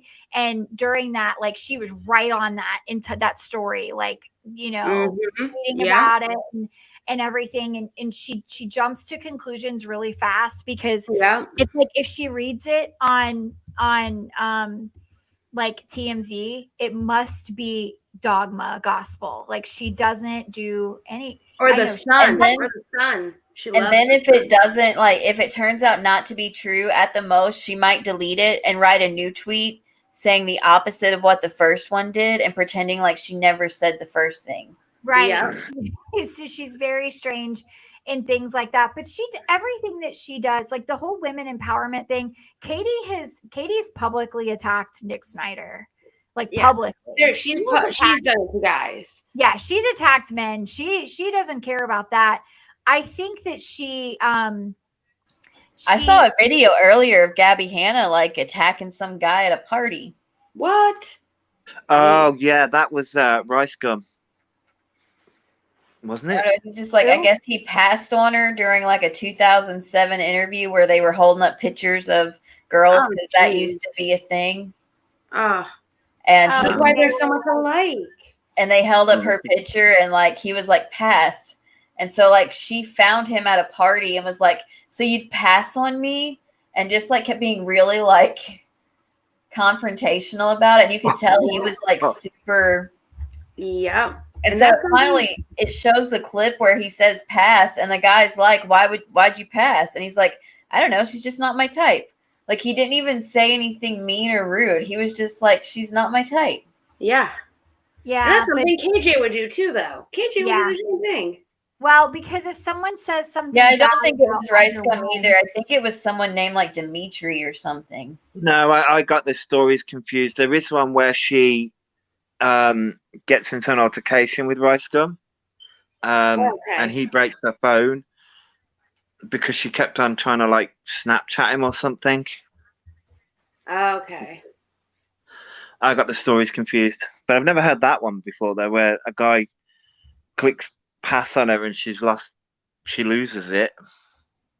Oh, if you don't tell her she's beautiful every single day, she like flips out on people. And it's because it's so tragically apparent that she has really bad self-esteem. I actually feel really bad for both of them because they just don't love themselves and they are not happy with the way that they look.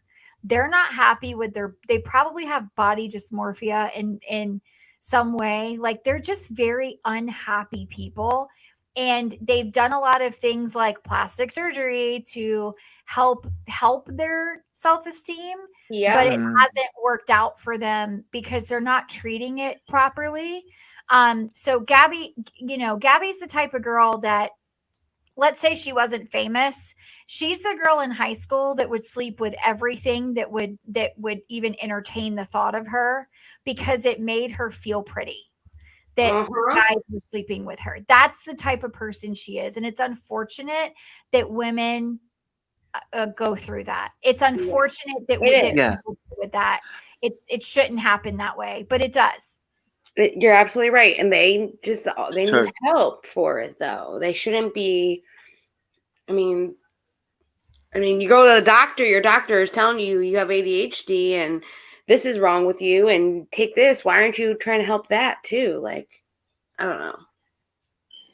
Maybe they don't see it and they don't care. I mean,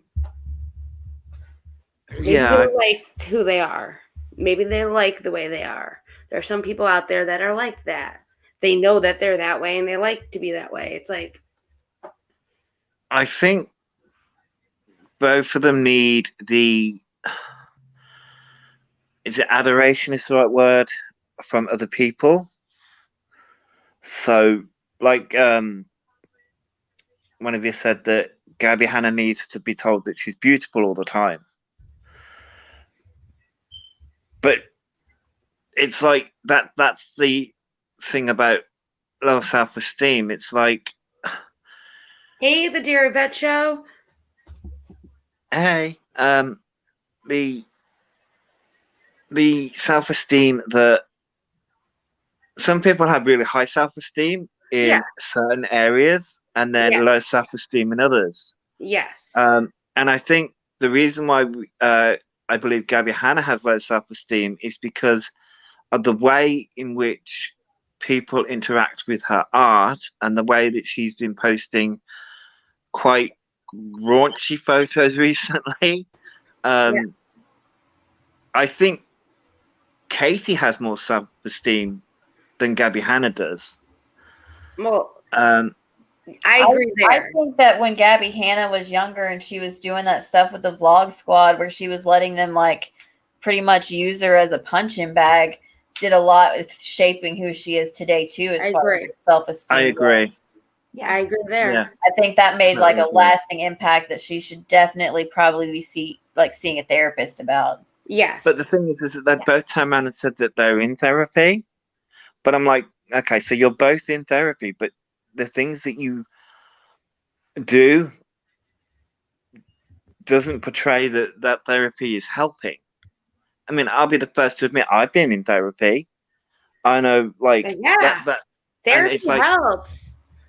It does. Some people are struggling right now though, because like they're doing like the teledoc therapy. Yes. Or Skyping with their therapist, and they're really missing that like personal interaction. Yes.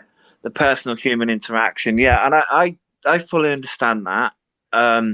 Like me, I love being able to do things. So like you do you from your home, and I'll be in my home, and we don't ever have to actually speak in person. Yeah, I'm like that as well. I'm like, okay. To someone who seeks human interaction as a way of like getting energized, I'm sure that this entire last year has been enough to like push you close to the edge. Yeah. I've got a friend of mine who who literally goes out every day. And that is her coping mechanism. Even if she just goes out for a coffee, she needs to get out of the house. It's not the, whereas I'm the opposite. I get it. I'm the complete opposite. Everyone's been asking me, how is the beer virus affected you? And I'm like, well, and like the lockdowns that have been happening, and I'm like, well, it hasn't really affected me because I'm an indoor person anyway. And I'm like, I'm a hermit. Don't go out, don't do things. I used to do things like once a week, like go out, because I used to volunteer. But so it has affected me slightly because I haven't, like, when you're told that you need to stay in, it's sort of like I'm a rebellious person, and I'm like, damn. Yeah, some people are going crazy for the quarantine. Some people are acting differently. And I'm sorry that happened to you, the Amber chick, but you know what? You let it out and you cried today. And it's okay to admit that too. Because when I talk to my therapist, I cry it all out, and it feels good just to get it all out and just feel better afterwards. Like, and it's, if you can admit that, that's more power to you. Like, that's how I see it. I'll always recommend therapy to people. I mean, I'm not in therapy now. I was in therapy as like a teenager and as a kid, but that's only because like I'm quite good about, like, I use the technique of writing things. So like I write how I feel. Yeah. Like I don't post it or anything, or I don't put it anywhere, but it's there on a piece of paper. That works for me. Everyone's different. Yeah. Right.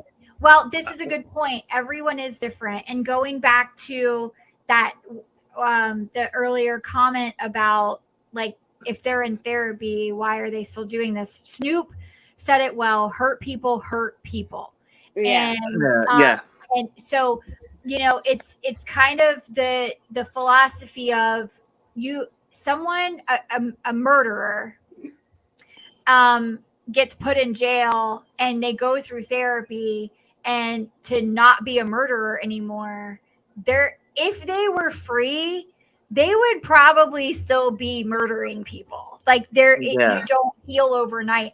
So everyone's journey in therapy is very different, and to be equitable to everyone, like you know, we have to understand that Gabby could be in therapy for 10 years and not be at the same place in her journey that KJ would be after 1 year.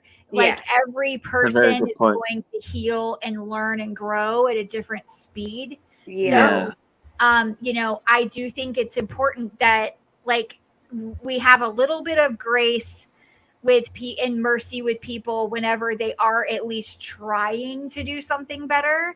You know, and they are going to misstep. There are going to be times whenever people go backwards in the wrong direction. To be honest with you, I don't know if Katie is truly trying to help herself, because I think that being the person that she is her brand. But this is my personal opinion. I do think that Gabby Hanna attempts to have some sort of healing in her life, but she is a very broken person. I agree. Yes, at Police Wife Life, that's what I was meaning, is that I don't know if it's giving people the best having to do it over the phone right now, because like I said, for me, that's always been my ideal situation, is to not have to see you in person. But my mom is a very personable person, and what she would tell you face to face, she probably wouldn't tell you on the phone. And she might even be worried that somebody else in the house would hear her if she did. Yes. I like that one-on-one with the doctor, like being there and physically talking to them. And it's totally a different feeling. And I agree with you. We don't know how it's affecting people, because other people are like us, and some people are like you, where you'd rather do it that way. It's less physical contact. I mean, everyone's different. Who knows if Gabby even likes her therapist? I know I was the type of person that I didn't like my therapist and it wasn't helping me. I mean, we don't even know what's going on. And like Kim said, she's in a different journey in maybe her therapy than what we were, or what KJ was, or any of that. So and also it's like a thing with medication. You may not agree with medicating from a therapist point of view. You may not like antidepressants and antipsychotics and different things like mood stabilizers. There are a lot of different medications that do help with chemical imbalances in the brain.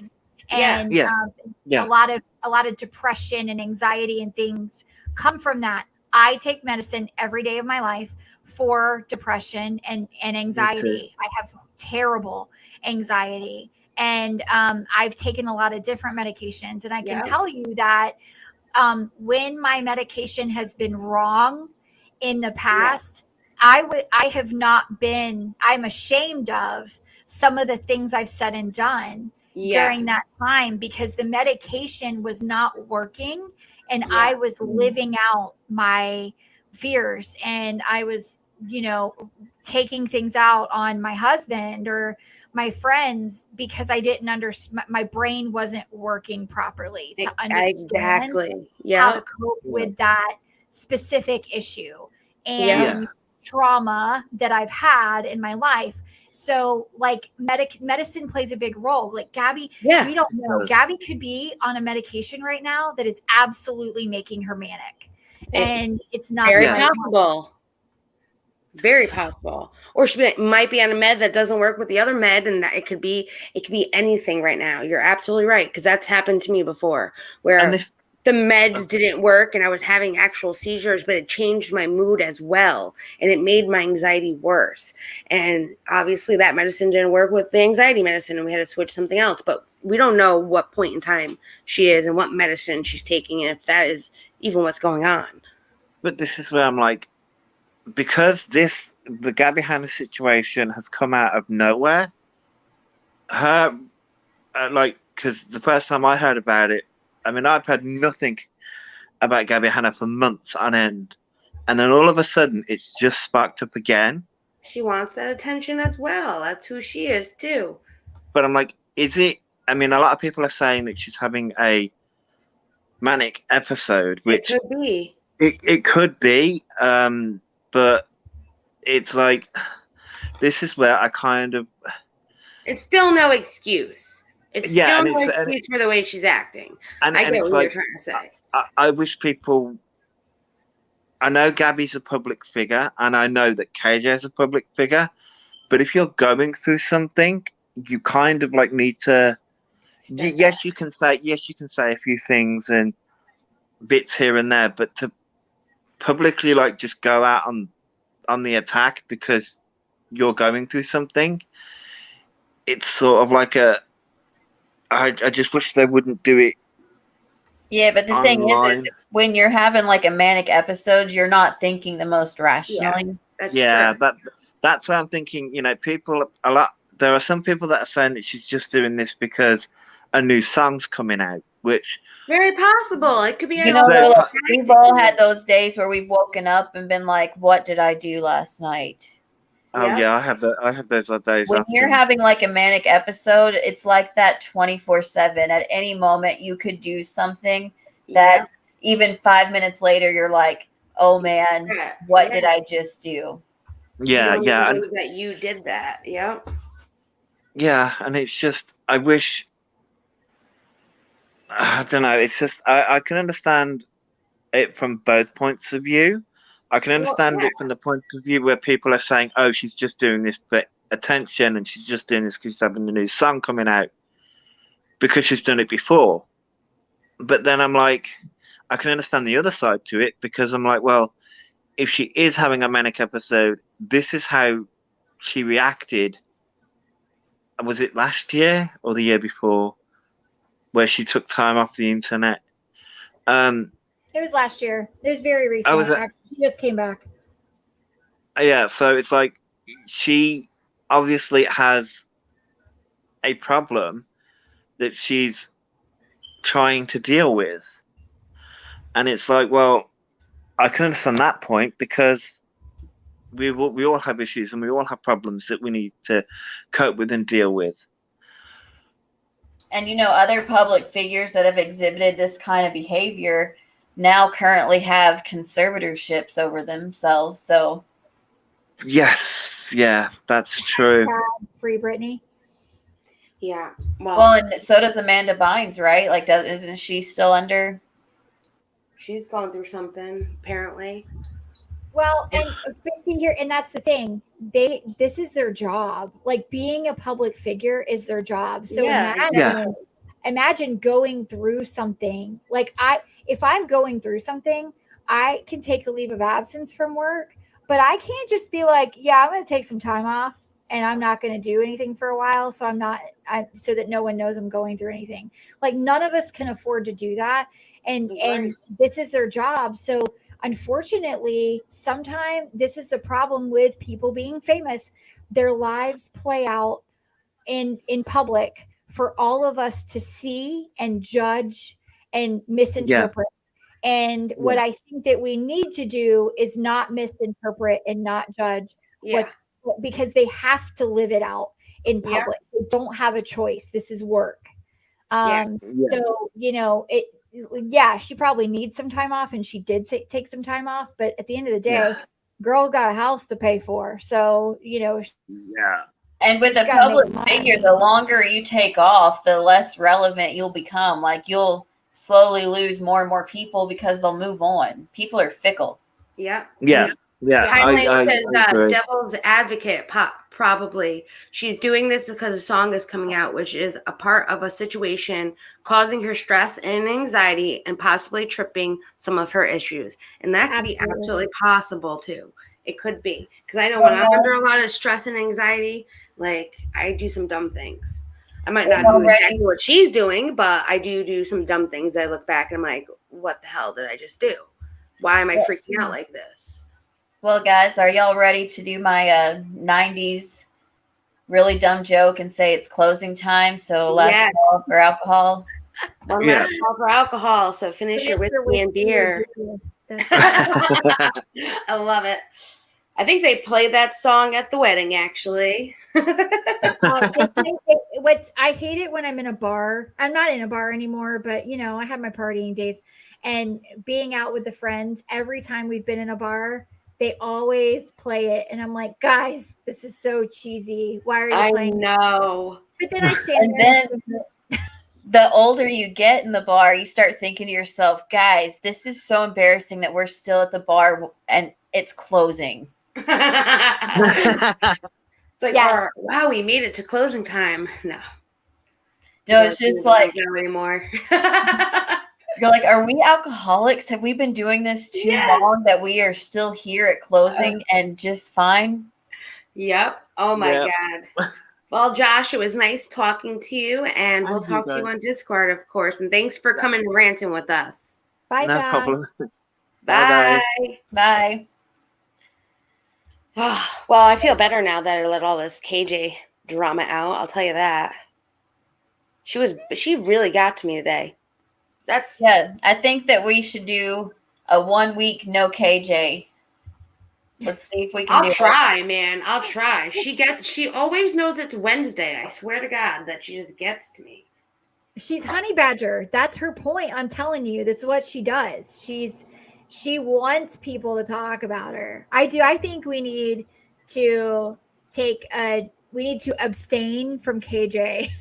I'll try. I can't promise. It helps our mental health. She just does some crazy ass shit, and it's like, did she really just do this shit? Really? We didn't do the live tonight. We were busy talking over here, so we'll probably see it later. I'm not gonna lie, I'm gonna watch it. I want to see what she talked about her 2 days.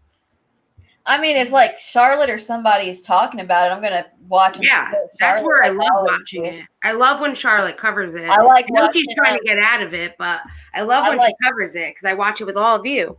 I like watching Words Have Power Murder Hour every time that I'm not busy, and Shamar puts that up in the room.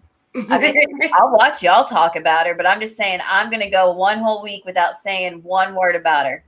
All right. I can't promise nothing, though. I pledge the same. I know her too well to be like, I can't promise that. It'll be crazy. I'll just know that she'll do something different now.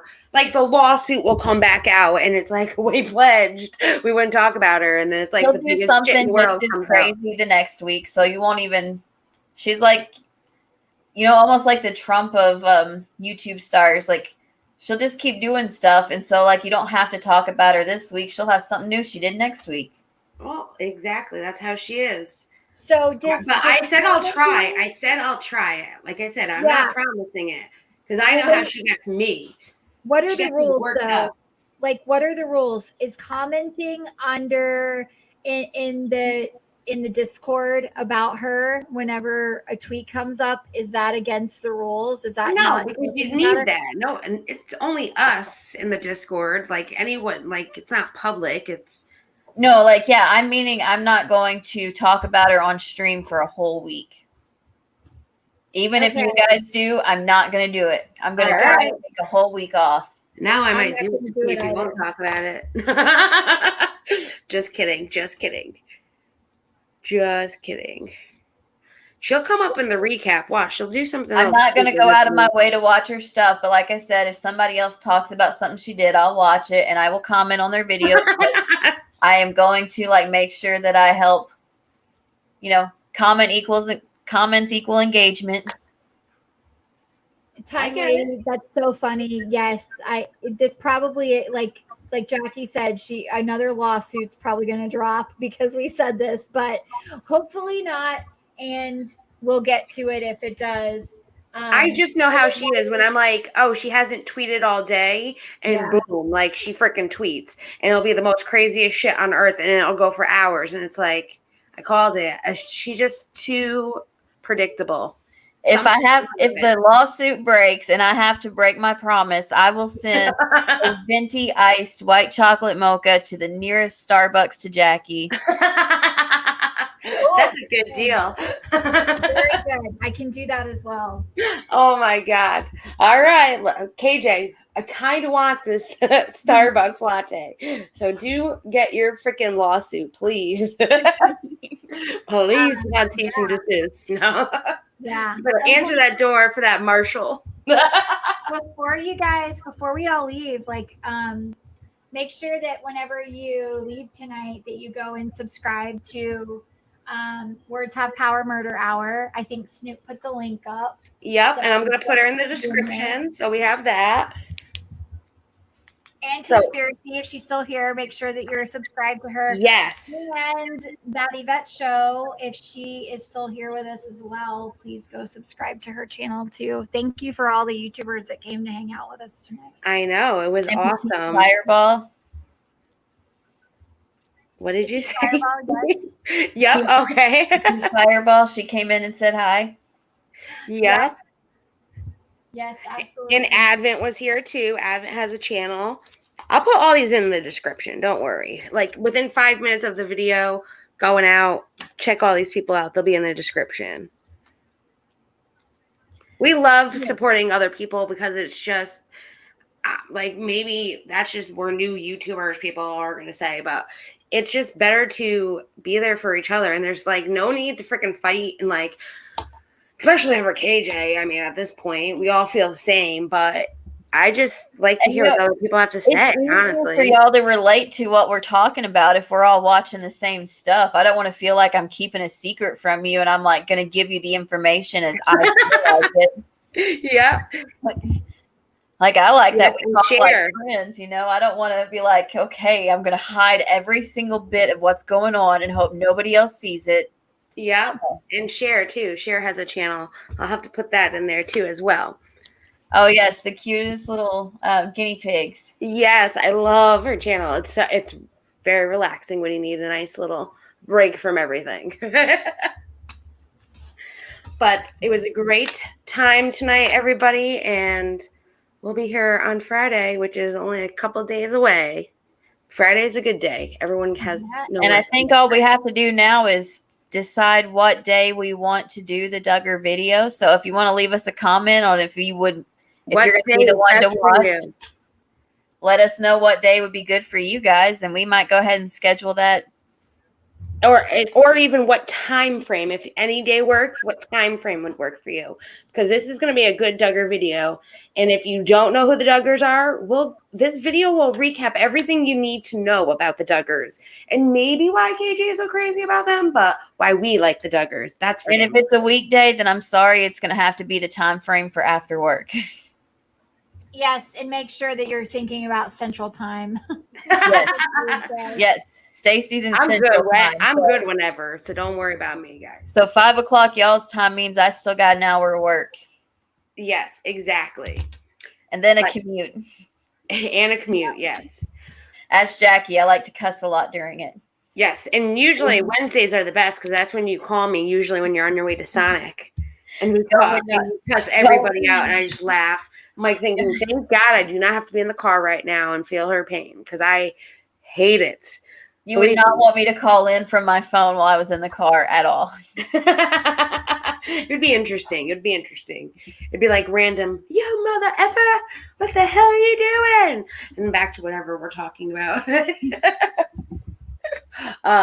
Well, it's been great, guys, and I hope everyone has a great rest of the week. And we will see you guys on Friday. You guys have anything to say? Oh, everyone have a great night. Thanks for coming. And if you haven't already. Yes. Yes. Enjoy the rest of your week, everyone. We love hanging out with you. So we'll see you again on Friday. This was fun and long. We are some long-winded chicks. So yeah, well, we got a lot to say, especially on rant night. I mean, there's a lot to say. So, well, we love you. Thank you for sticking with us. It's now tomorrow. Have a wonderful evening. See everybody Friday.